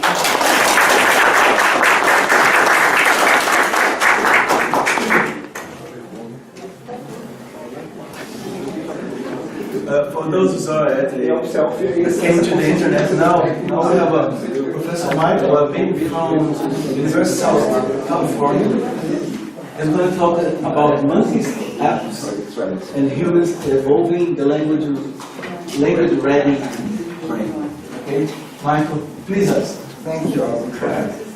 So, actually, it's interesting to compare my worldview with Paul's, because we actually have published models of many of the same systems. But he believes his models are examples of the DAC architecture, and I believe my models have nothing to do with the DAC architecture. He believes it's essential to test his models on robots. I believe I have good tests of my models that do not use robots, even though I have had some robotics. And yet, the models are amazingly part of the same space of trying to understand the brain. So this is just an interesting bit of domain setting. Now, like Paul, I am concerned about general brain operating principles, but my focus today is rather to say not what is just in common between the macaque monkey, the chimpanzee, and the human, but also what is different. Because the human has language and the other creatures do not. So what is the difference, building on those basic operating principles that they share, that distinguishes them? Now, the other point I have to make, of course, is that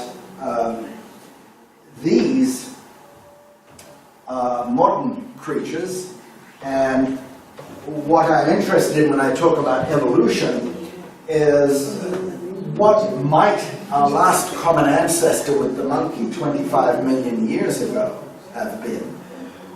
What might our last common ancestor with the chimpanzee 5 to 7 million years ago have been, so that we can then suggest what might have been the key changes in brain and behavior and social structure that led us along this path to the modern human.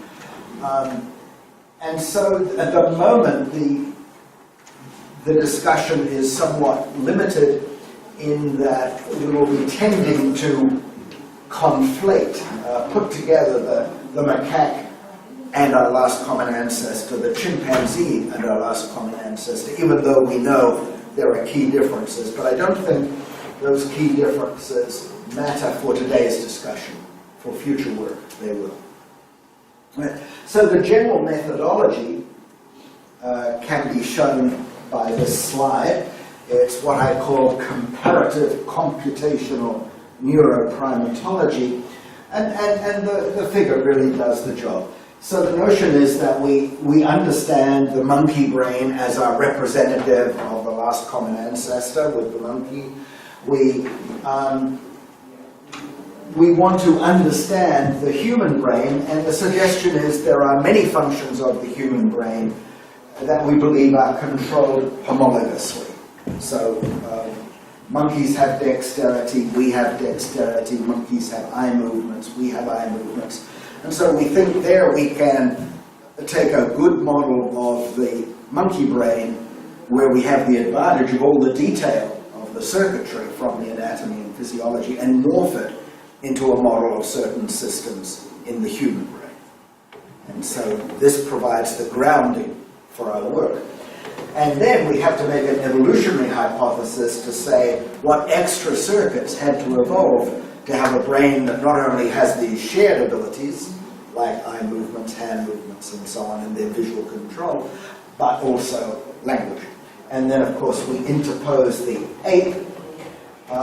So with humans, we have almost no data about the functioning of circuits at the single cell level. Our data is more brain imaging, electroencephalography. So we have large-scale constraints on models. With the monkey, we do have some imaging, but our emphasis there is really getting into the neurophysiology of the circuits. With apes, we have had some fMRI, but it looks like, well, actually it hasn't been fMRI, it's been MRI. You don't try to put an awake chimpanzee in the MRI machine. But even now, it looks like the new guidelines in the United States will forbid even the imaging of the brains of anesthetized chimpanzees. So there, we're going to be looking more at the behavior, and in particular the communicative behavior, for challenges to say how does that differ from the the behavior and communication of the monkey to suggest that what the way station might be in the building of new structures on top of the old. So, as I say, if that central arrow labeled homology is where you might say we have brain operating principles, that some of which are special even for the higher primates, others are shared by the rat, others are shared by even other creatures. And then we have this evolutionary overlay. Now, I have to apologize now to Donatus, because we are in mix. And that means that sound is crucial.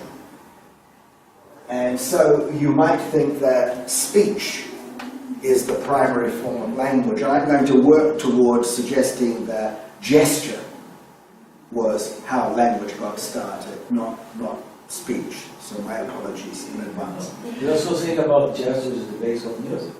Oh, of course. Yeah. All right. So first I have to talk about this concept of language readiness. As some of you know, linguistics has been dominated for many years, but fortunately less and less, by the work of Noam Chomsky, who believes that the brain comes equipped with a universal grammar, that somehow the general rules of language are there, and all experience has to do is tune those for a particular language. Whereas I think most of us today believe that the child starts with some basic forms of non-verbal, non-gestural communication, but then language is learned as part of the culture. As I mentioned yesterday, we all understand that almost every human today becomes literate, learns how to read and write, but we are very clear that the brain did not evolve with mechanisms for reading and writing, that this is a construct overlaid by a certain social structure that exploits the brain to rewire it for this new behavior.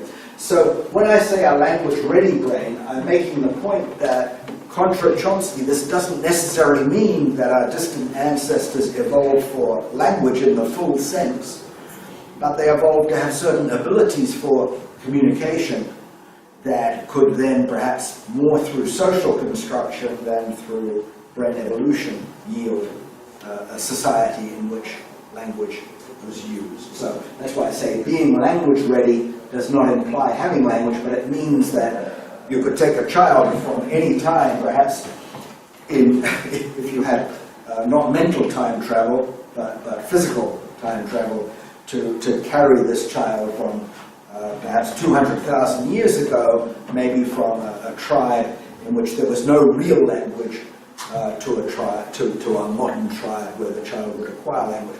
So what is the touchstone of language? I will distinguish, monkeys have some vocal calls, but these are innate, so alarm calls and so on. These are just built in.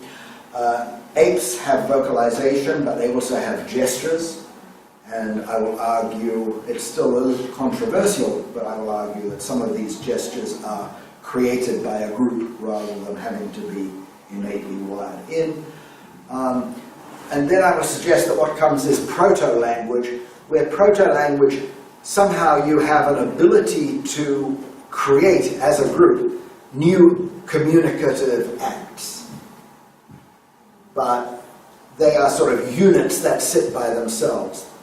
And so the breakthrough to language is when you suddenly have a grammar that allows you to put these proto-words together in constructions that actually allow you to say new things, because you take the words or proto-words people already know and you put language on top of them. And because now I can say, hopefully, I am saying something you don't know, and yet you are beginning to know it through what I say. So that's the sort of stage. So as I've said, I think I made it clear why I'm claiming biological evolution gives us a language-ready brain, cultural evolution then exploits that brain as society makes discoveries of how to communicate in new ways. And then Okay, just the point you already mentioned of the reading-ready brain. Our brains were ready to learn to read, but there was no biological evolution adapting to a need to read. But as I say, the Nick's apology is to emphasize that language is multimodal. So it's not just speech, it's not just auditory in, vocal out. As I talk, I'm using co-speech gestures. There's already a coupling between voice and hand. And if you are deaf, you can acquire a sign language as readily as we have acquired a spoken language. And interestingly, if you look at a blind person, when they speak, they will make gestures even though they cannot see them. So there's somehow that basic coupling of voice and hand that works. So I suppose you might say that the people who work on evolution of language can be roughly divided into two camps. Those who said language got started in the hands, but the coupling of voice and hand then eventually led to the evolution of vocal control and speech. And those who think that we developed, like bird song or whale song, an ability to make relatively meaningless sound patterns, and then only later did we come to divide those sound patterns to convey meaning, and only then did the coupling allow us, if we were deaf, to acquire a sign language rather than a spoken language. So these are some of the issues, but let me just give you one example for those of you who have not looked in detail at sign language, to look at the idea that a sign language is not a translation of a spoken language. It is a unique structure that has evolved to exploit the medium of the hand. So I make the obvious joke that it's hard to get a subject with so many hands for this demonstration, but I think you can understand what's happening. So American Sign Language is nothing to do with the American language. It is just the sign language that has developed in America. And so she wants to express what in English we would use the words "the bike is near the house" for. So she signs the house, and then she uses her hand to sort of gesture, think of a house here. And then she goes, think of a bike here. And now this gets you, through the use of the space around the person, to get the idea that the bike is near the house, even though there is no word for near in her signing vocabulary used here. Okay? So this is just to give you the idea of the richness of sign language using what we call the signing space, and the notion then that for most of us, we sort of think of speech as primary, and then, having a sign language is secondary to that. But this example, I think, makes clear that in some sense, you are naturally exploiting the properties of the body interacting with the world. And so in some sense, a sign language is more basic rather than secondary, as we might have thought. So that's just to frame it. Now, the story that I'm telling you today started actually with a paper with Giacomo Rizzolatti back in 1998. His group discovered mirror neurons in the monkey, and we wrote a paper called Language Within Our Grasp. And so about 14 years later, I published this book, How the Brain Got Language, and I advertised a review article that just came out a few months ago called Towards a, I think you recognize the title, Towards a Computational Comparative Neuroprimatology, Framing the Language-Ready Brain. So if you would like a PDF of that paper, please just send me an email. Yeah, I probably. I can remember your name and your email, so I said. Okay, and so the starting point for relating this discussion to the brain is a lesion study of of humans. And we start at the bottom left with the key anatomy that the visual cortex communicates forward into the brain through two pathways. Through the parietal lobe, we call this the dorsal pathway, and through the inferotemporal lobe, we call this the ventral pathway. And the familiar idea is that the neurophysiology says actually if you just study the monkey, then you can record neurons in the parietal lobe that seem to be related to motor activity. What is it about an object when you look at it that says grasp it this way or grasp it that way? Whereas if you look at the inferotemporal path, you begin to see neurons that may be coding what the object is. So the human finding was this, that there was one person who had a lesion in this pathway, and if, for example, you showed this person several cylinders, a big cylinder, a medium cylinder, a small cylinder, and said, tell me how big the cylinder is, they couldn't use the visual input to judge the size of the cylinder. They couldn't tell you how big it was. Even more surprisingly, they couldn't pantomime. You said, well, just show me how big it is. There was no correlation between the size they pantomimed and the actual size.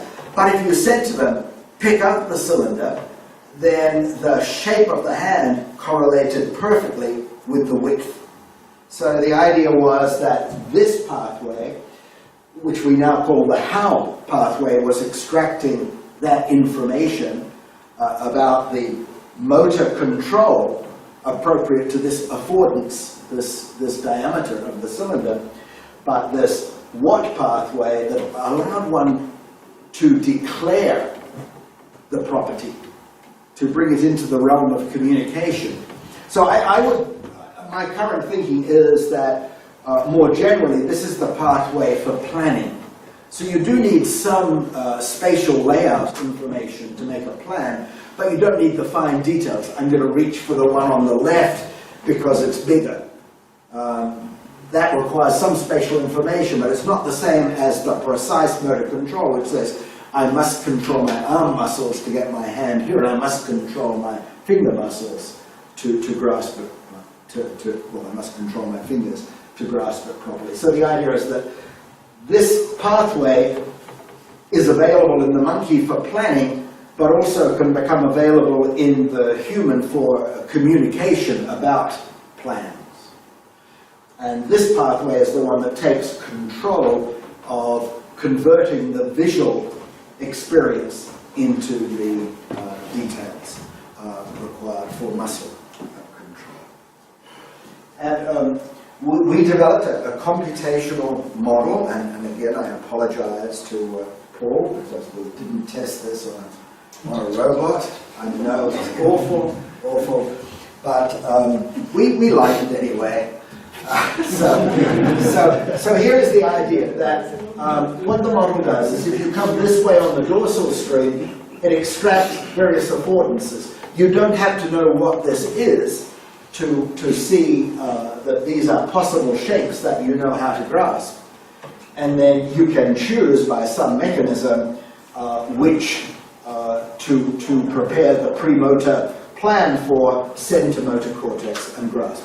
So this is the sort of thing you will do if you're just faced with a nonsense object or an object that you don't want to use, you just want to move it to a different place.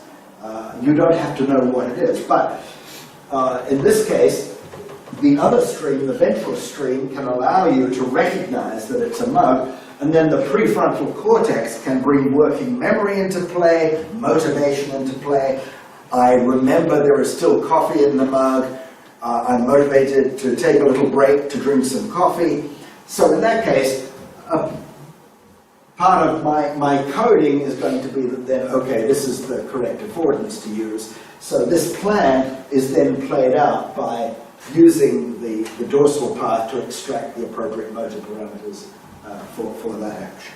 So that's the general scheme here, exploiting the how and the what streams. Now, what I want to do to use that example is, I said this is an example, well, I have implied, I will now say explicitly, this is a case of a model where the model is basically a model of the monkey brain and the human brain simultaneously. In other words, we may change the names of the brain areas as we go from a monkey brain area to a human brain area, but we're nonetheless saying the essential logic of the circuitry is the same, even though it's distorted as you map it onto the two different brains. But now I want to think about this in terms of scene analysis, working memory motivation, to bring in the idea of communication, to sort of think of what we might want to do, and therefore what might be advantageous in the long run of evolution. So the two scenarios, okay, the mug is just sitting on some papers I want to look at, so I just want to pick up the mug and move it, and the mug still has coffee in it that I now wish to drink. But let's consider the case where instead of my wanting to having the mug within reach, instead I want to pantomime this to someone who is nearer the mug than I am. So this is part of, perhaps, of what shared consciousness is about, but I'm not going to talk about that today. They must perceive the visual scene around the mug and separately recognize my communicative behavior. So another vital point about the brain, we've already talked about two visual streams. And in general, there are many different visual streams, because at the same time I might be looking at you in terms of recognizing who you are, looking at your facial expression, following your gestures, and so the same visual information, the same when it leaves the retina, becomes divided in many different ways, specialized for a range of tasks. But anyway, so this person, we assume, at the same time can see there is a mug over there on the papers or sitting with coffee, but at the same time they can build in their visual scene my communicative behavior. And so they are going to have to look at, so what might I do? I might gesture towards the mug and then sort of do something like this, which tells them, I want you to lift the mug and pass me the papers.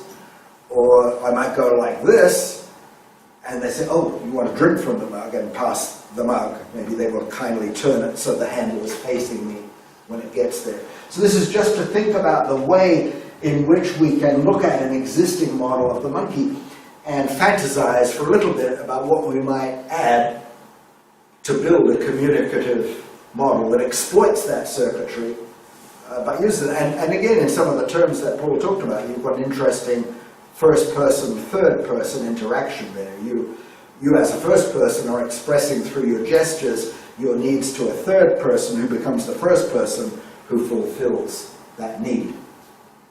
Okay. So I think these gestures are fairly helpful. Anyway, I mentioned that the starting point for this particular adventure was the work with Giacomo Rizzolatti in the 1998 paper, Language Within Our Grasp. The background for that was a series of papers starting in 92, but the best known one is from 95 by these gentlemen, Rizzolatti, Fadiga, Gallesi, and Fugazi. And the idea was this: they had been recording from this area F5 in the front. F5 just means it's a frontal area of the brain in the monkey, and they called it Area 5. And what they had been doing was they had been placing electrodes in that area and finding that cells there were involved in hand movements. And you could correlate a particular movement, a particular cell with a particular type of movement.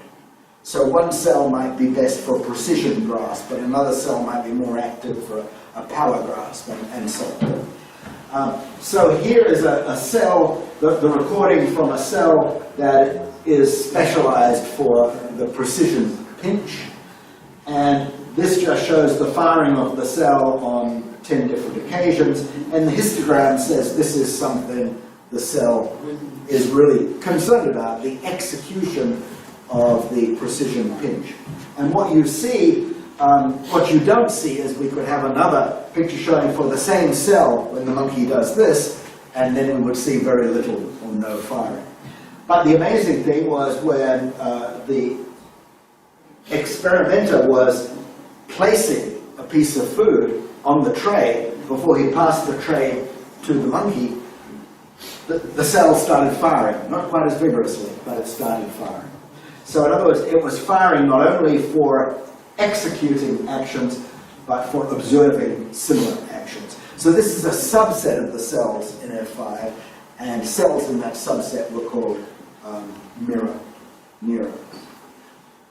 Now, this is where we have to be a little careful. Some people have got so excited about mirror neurons, and in humans, I said we don't have much data on single neurons. We have what they call mirror systems. You might say we're interested in grasping. In the human, I can't say here are the neurons that fire for this grasp, but not that grasp. What I can say is there a place in the brain that lights up when I image the brain for when the monkey grasps an object, sees someone else grasp the object, but not for just looking at the object. And that will light up, and it's in a homologous area to the monkey F5, and so that's called a mirror system for grasping, as distinct from a mirror neuron. But many people get so excited about this, they talk as if the mirror system does all the work by itself. So you see many papers where well, the magical mirror system. So I just remind you immediately of this. This is where we started with our anatomy, that we have a path up here that knows about motor details, but there's a lot more information that comes into planning a behavior that involves this ventral path.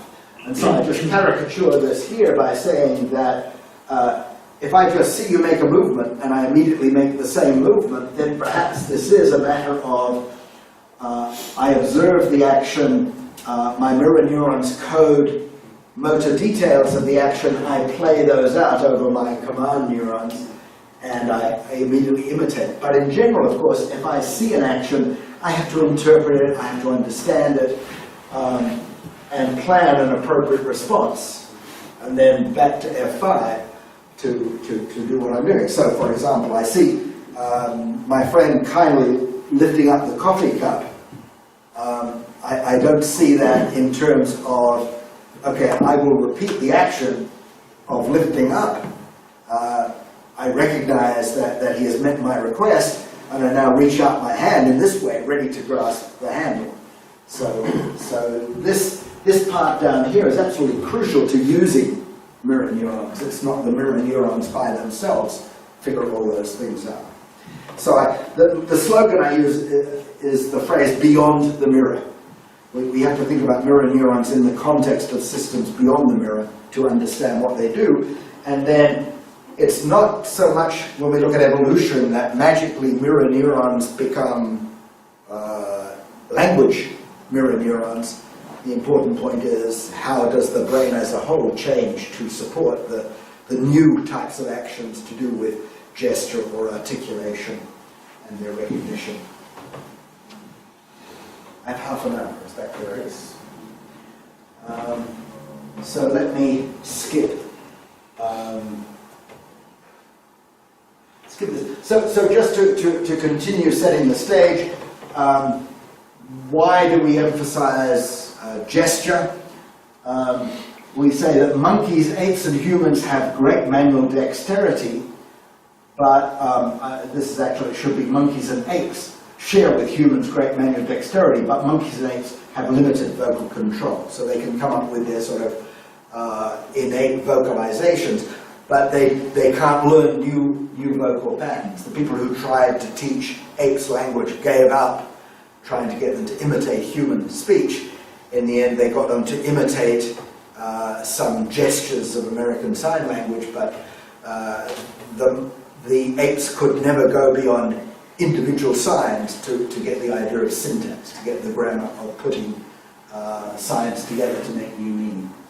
So one transition is that the macaque mirror neurons for the hand seem to require looking at how the hand moves relative to an object. So these are transitive actions. These are actions with an object as the goal. But of course, when I do that, lifting of the coffee cup to gesture, it's an intransitive action. I'm not acting on an actual cup.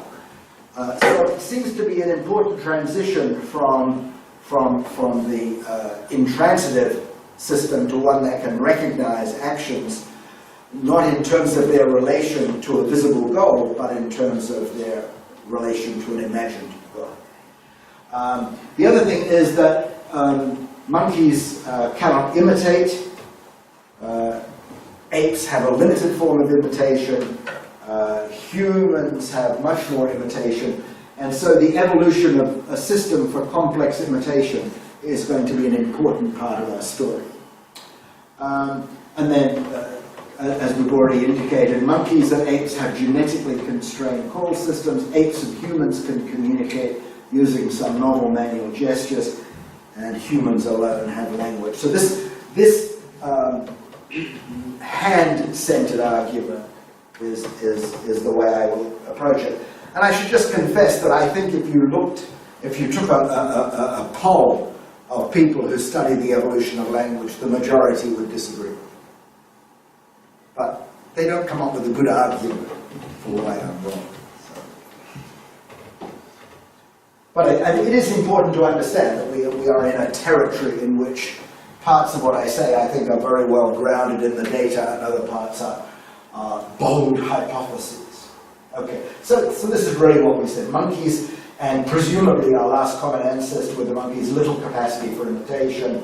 Apes, capacity for simple imitation based more on attention to sub-goals than how movements are shaped to achieve them. You have IKEA here in Brazil? IKEA? IKEA? The largest store. Yeah, the store for the dog store. What is the equivalent here? Like dog store. Where you buy kits and you assemble the furniture yourself. So, okay, so I call it the IKEA effect, IKEA effect, but you can relabel it in Portuguese, Brazilian Portuguese. So this is the idea. You look at these pictures and you say, oh, I know how to do this, and you throw this in here and you pull that on there, and suddenly you have this horrible mess. And then you realize you have to go back and pay attention to the details. And then when you see not just, how do I get from here to here, I think I know how to get to the goal, and replace that by what are the details of the action to get from here to here. So the claim is that for apes, they can pay attention more to a sub-goal without being able very well to pay imitation to the details of the motion that gets you from one sub-goal to the next. And what I have to then characterize this notion of complex imitation is to say that complex imitation has a separate component which is complex action recognition. I have to look at a behavior and recognize that it falls into various components, and then if I understand that, then I have some possibility of imitating it by repeating that combination. Of course, the story gets complicated because in general, to achieve a goal, you may have to repeat actions a different number of times and so on. But the other important thing is that, of course, when you observe a behavior, in terms of the actions you already know, you may not be correct. There may be details of the action that are not already in your repertoire or that you don't recognize. So it may still require some trial and error to tune an action to get from the familiar action it resembles to one that is best for that particular skill. So we have this overlay, which is, if you like, I don't know if this is correct, but if you like, I think it's more ventral in terms of planning the overall structure. and you have this more dorsal tuning of the motoric pattern within pieces of the overall behavior. And the claim is this, that this evolved not for communication, it evolved to transmit skills like the use of tools or ways of finding food or ways of hunting or coordinating behavior. And so the claim is that complex imitation did evolve to support practical behaviors, but it provided a substrate which could then be exploited by further evolution to yield new forms of communication. So very roughly, here's the story, that once we get to complex imitation, then we have that ability to recognize the pieces within a behavior.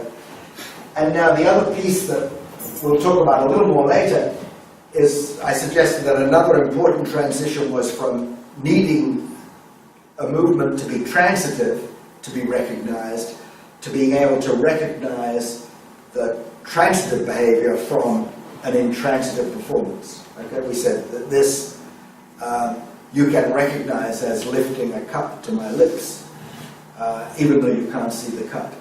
So it's that ability to recognize the action, the underlying action of lifting the cup to the lips from this pantomime. So that idea of pantomime, and why do I say naive pantomime? Because perhaps you know the work of Marcel, which is already very ritualized. Or perhaps you play the game of charades, where you've already got a language, as it were, of communication in place. And the idea here is that I can perform an action in a way that you can recognize what the action is. It's not the... But that leads to the next side. If I pantomime a behavior, maybe you get it, maybe you don't. And I might have to do lots of other little pantomimes because you're getting the wrong idea and behaving the wrong way. So it can be very costly to perform a pantomime, and there can be a lot of ambiguity. So the idea is that the transition to proto-sign is a community conventionalizes a performance. And so I'm going to use you an example, give you an example that is not historical, but is an actual example in American Sign Language. So I just have to make the little caveat, American Sign Language is a full human language. It's not a relic of what happened 100,000 or 500,000 years ago. But I think this example gives you an understanding of what I mean by the difference between a pantomime and a proto-sign. So let's consider, I want to give you a sense of a plane flying. So I might start with this. And the problem with that, of course, is it's very energetically expensive. You go with the bird. You dance the bird. Well, fortunately, at the time we had proto-sign, there were no planes, so actually it was a bird flying there. All right, but then, so more economically, yeah, so maybe I do this for bird flying. So yeah, so this was my example. If I do this, what does it mean? So, Gianna, what does this mean? A borboleta. No, what it means I'm losing it. That's what my sister said last time she came to one of my lectures. Actually, it means turn up the air conditioning. But this just makes the point. So here's an example from ASL where the pantomime for the plane is just to make a handshake that sort of represents the body and wings of the plane. And if you make the handshake wiggle in place, it means the plane. And if you extend it that way, it means the flying.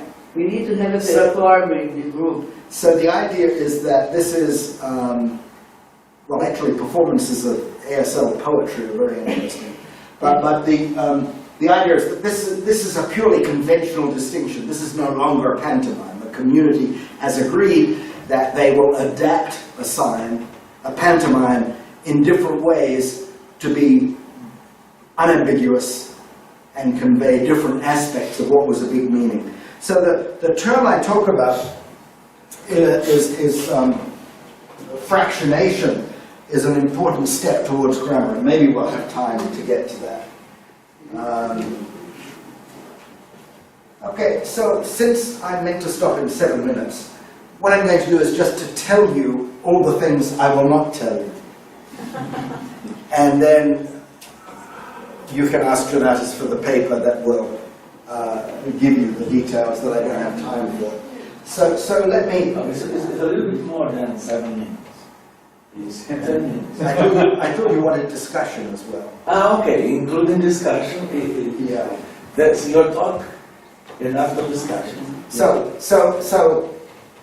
the first step is to continue this issue of modeling the monkey brain to get the basis for our evolutionary story.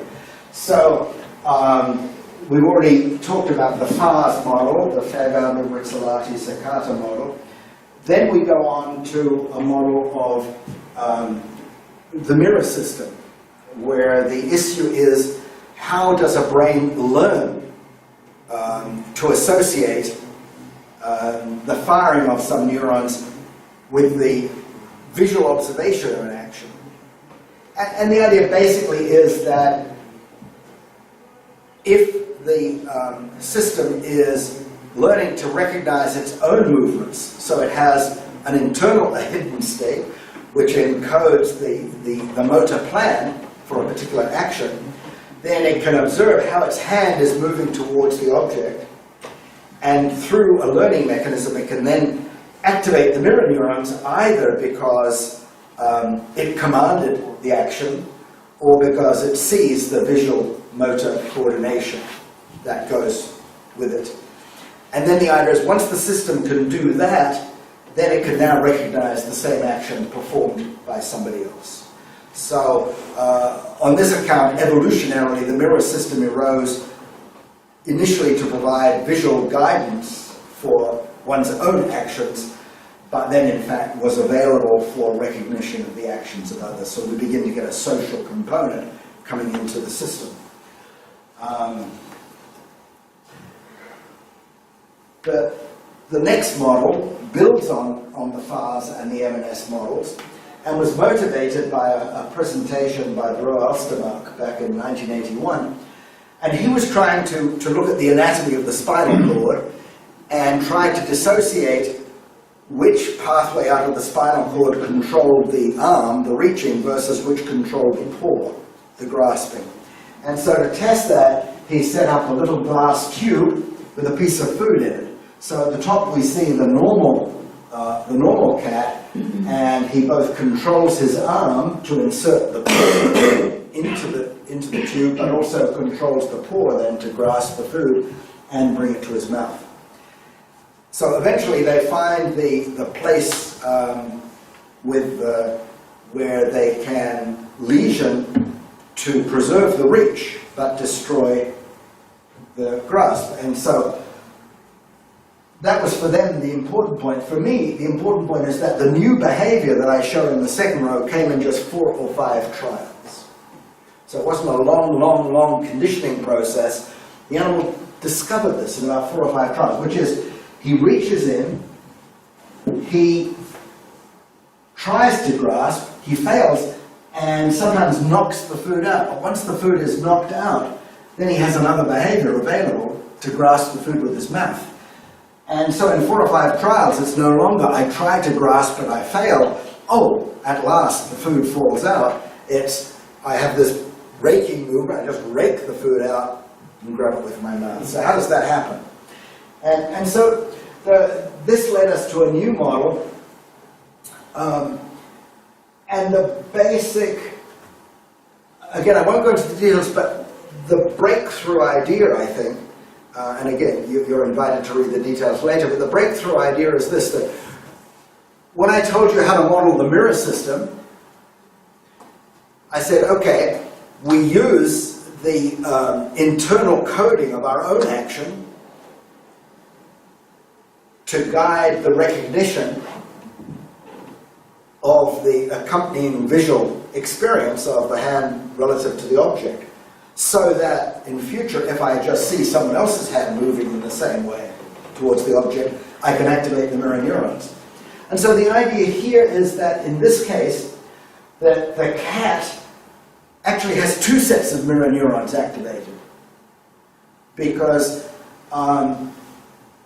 he has the mirror neuron saying, I want to grasp the food, but now, on the occasion where by accident he does this, and the food falls out when he fails to grasp, the mirror neurons for the raking movement are activated.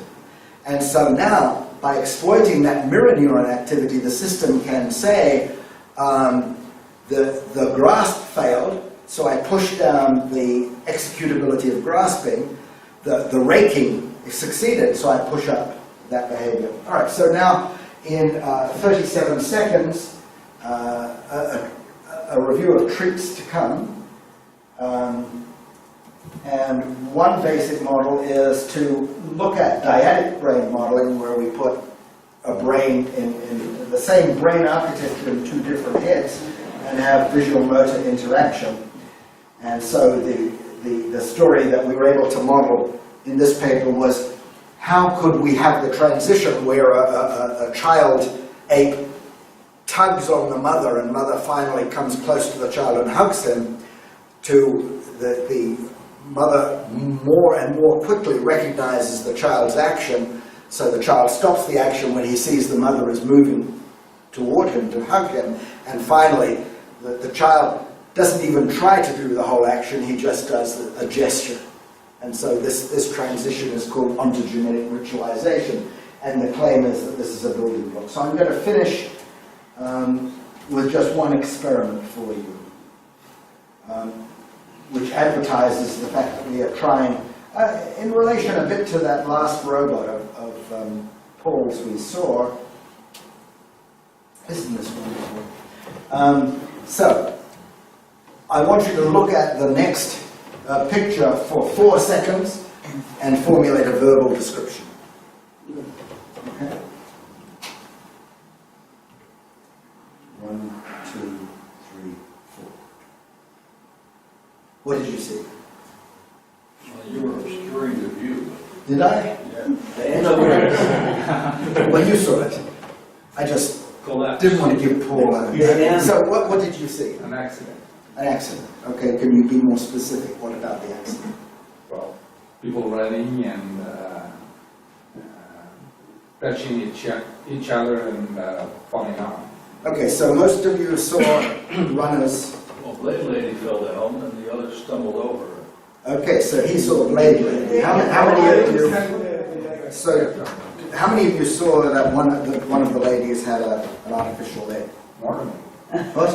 more than 3 of them. So, no, wait a minute. I didn't ask that question. How many of you saw one of them had an artificial leg? That's what it Okay, so maybe half of you. And how many saw they all had artificial legs? Okay, so the star student. So this is making the point that it's not, when we describe a visual scene, we are engaged in a process of attention. So how do we direct attention to build up a visual scene, and how do we then translate that into language? Conversely, if we hear a sentence, how do we create a mental image? So that is what the remaining slides show us. So thank you very much.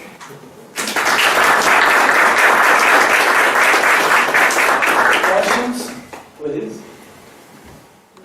Michael? I have a question. There is this community working in the language evolution, and there is actually a discussion about the meaning of isolated words and how you can understand these isolated words, and the meaning of grammar sentences where you have to put a lot of things together in order to generate something. It seems to me that what you're trying to do here is, in some sense, a middle term of that, in the sense of having some kind of iconic language that could be further translated to a full symbolic language. Is this exactly what you're trying to do, or it's a different pathway? So, there's a whole chapter in my book and a section in the paper which gives an example of how I think we get to grammar.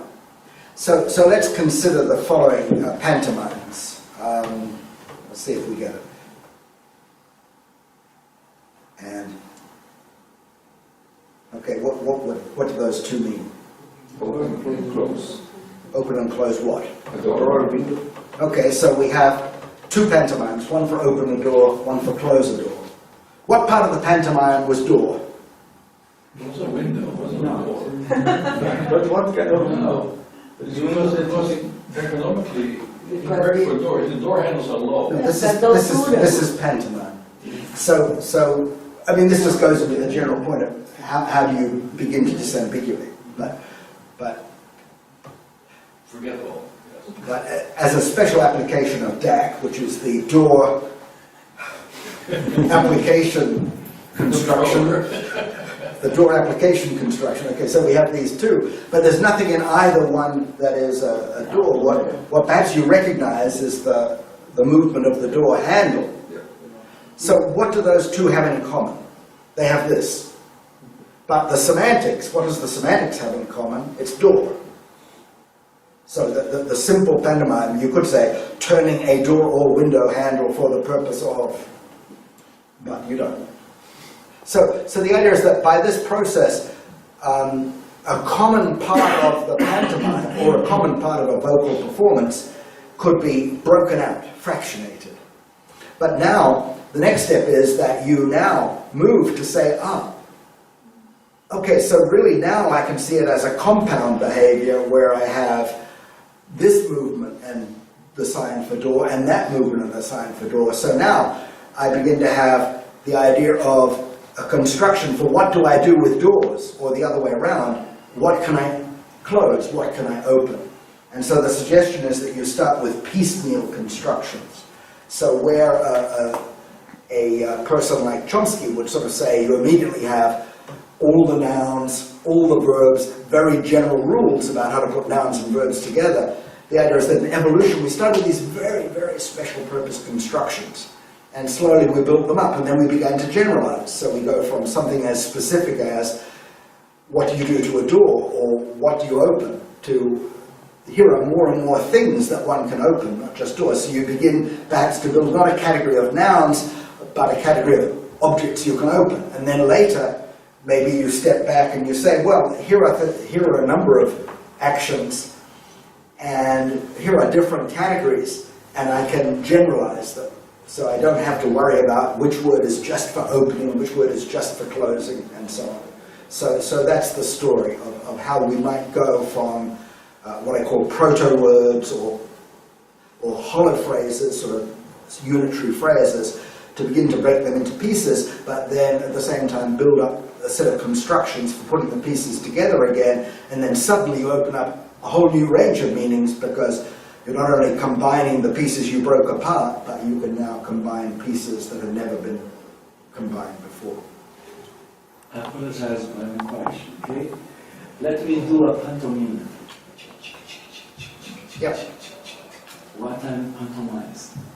A train, maybe. Okay, so my question is, if you said that language is multimodal, as in the beginning, do you know, or is there somebody who can instead of explain grasping as a movement-oriented idea from the neurons, can you use instead movement? Can you use concrete yes. sounds? I mean, as I said, many people are opposed to giving gestures too much importance at the beginning.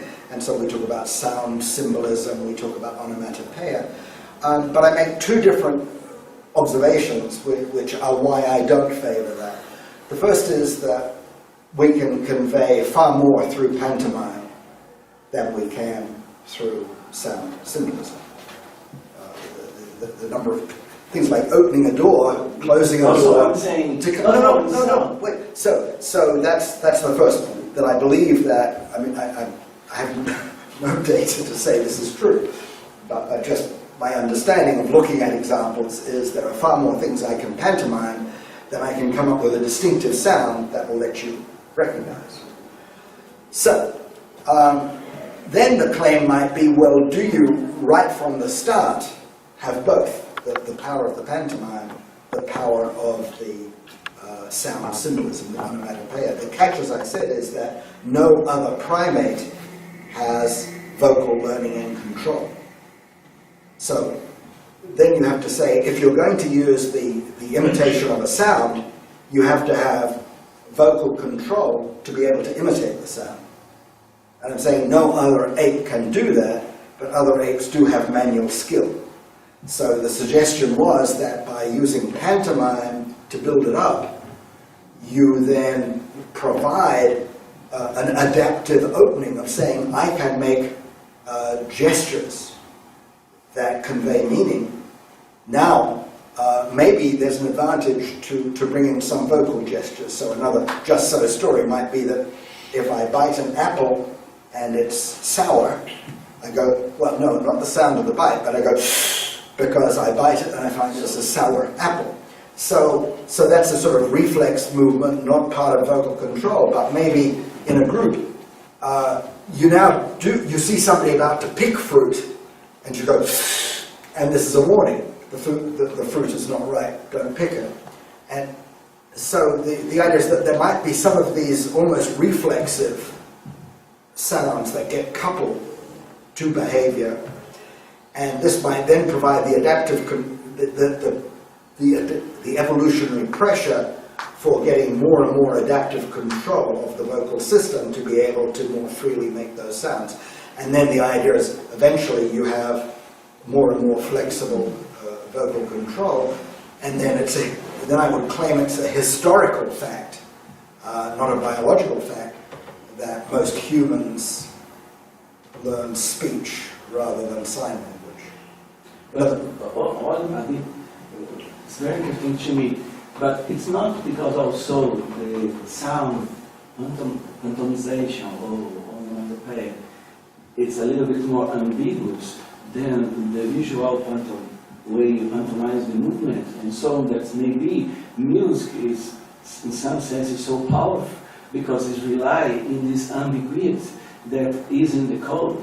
In language, we don't have it used. Yeah. We're trying to take out the ambiguity in music. As I said briefly at the beginning, a majority of people would like to have vocal control come first and meaning second. So for them, the model would be birdsong or whale song, that our distant ancestors could sort of sing lullabies without words, and only later did they then apply that to, you began to associate some of these sound patterns to different objects, some through sound symbolism, some just arbitrarily, and then that fractionation process for them would proceed in the sound domain rather than in the manual domain. I have a question that is related to that. Imagine a blind person that don't have as a feedback this notion of movement that people with vision, they are able to. In this sense, maybe the sound pantomimes will become more important for these people to acquire language than the movement or the visual understanding of movements. What do you think about Well, you have to be a little careful here. I mean, there's a difference between a modern child with a modern brain in a modern society, which is using speech, and then you do this to the blind child, they're not at a disadvantage. You take hearing away from a child and everybody else is speaking, they're at a terrible disadvantage. And there's a very interesting history, for example, of Nicaraguan deaf children, and they were treated as mentally retarded until finally a school was built where they all were together instead of being sent off to schools for the mentally retarded. And then they all had a few gestures from their family, but nothing like a language. But now they were together. But in fact, it took people who spoke Spanish to help them understand concepts that then brought them to language. So my best word is Thursday. Okay, so how do you get Thursday? You can only have that by being part of a very advanced social structure. So there's no way people are going to pantomime to each other and in one generation. So one of the questions I discuss is, if the Nicaraguan children could develop a new language in 30 years, let's say, once we had a language-ready brain. Why didn't it take 30 years for us to have languages? And the claim is that there had to be this whole emergence of a system of ways to talk, things to talk about, knowing that you can express a meaning is a crucial rate. Gianna? What I suggest is that we can enhance this field, working with people, they are experts on body language, gestures, and they have the semantic. And they use, for example, Laban, you know Laban, so and we have software about this also. There is Tika Schipper, she's an artist and she works in Vancouver. There are you know this software about body language, and there are experts, philosophers for body language. I had one postdoc, Dr. Sida, and she works on this about philosophy. So we can do together, because they are experts on this kind of knowledge. I think that when people use sign language, the hand is the main vehicle, but the face and body can enrich that. So there are people who do study different types of, as you say, body language, which is not a language. It's much more like the co-speech gesture. I thought there are kinesthemas, movement, and synesthemas also, because you can using apparatus for synesthesia, you can know what are the rates, also biological rates. You can have. No, you're quite right. There's a whole range of people looking at gesture, and both gesture of the hand and gesture of the body. But I think in terms of the evolution of language, I think nonetheless we have to focus on voice and hand. But she had an study about the baianas in Carnaval, and she did a thesis about this, how the apotheosis during samba and the apotheosis, and how the baianas, the old baianas, how they do this. Well, you can certainly say that. It is very good. No, I think in the book that we three took part in. It's nice everybody have a look in the music language in the brain. There are some But we had Jerome Lewis. About it, how she is involved in this kind of psychological perception. But the point is that yes, in the chapter by Jerome Lewis in this book called Language, Music and the Brain, Jerome Lewis studies a pygmy tribe who have ritual where dance and music and language are all indistinguishable. They're part of a special communicative system, but I wouldn't say there is a breakthrough to language. So okay, Andre, is the last question. Do you think that the nervous system, the neurons, is a proof that Aristotle was right with the mimesis, the concept of mimesis of Aristotle? mimesis. Mimesis. No, you may be pronouncing it correctly for this location. Well, I would say that in some sense for this theory you can break it into two parts. You can say, how do we evolve a brain like a monkey that has a mirror system but no imitation to a brain that has imitation, which is like mimesis, and then you can take the mimesis and forget the neurons and go on from there. So, with Aristotle we could talk about this part of the argument. And there's a man named Merlin Donald who has a theory of mimesis in relation to the evolution of culture and language. So he's not worried about the brain, but many of those ideas of mimesis are in there. And one of the interesting things about him in relation to human development is the way we eventually externalized memory. Writing, for example, as a way of taking our memory from here and offloading it. And now, of course, with the web, the internet, we have even new ways of creating external memories, for better or for worse. Okay, before we finish, Thank you.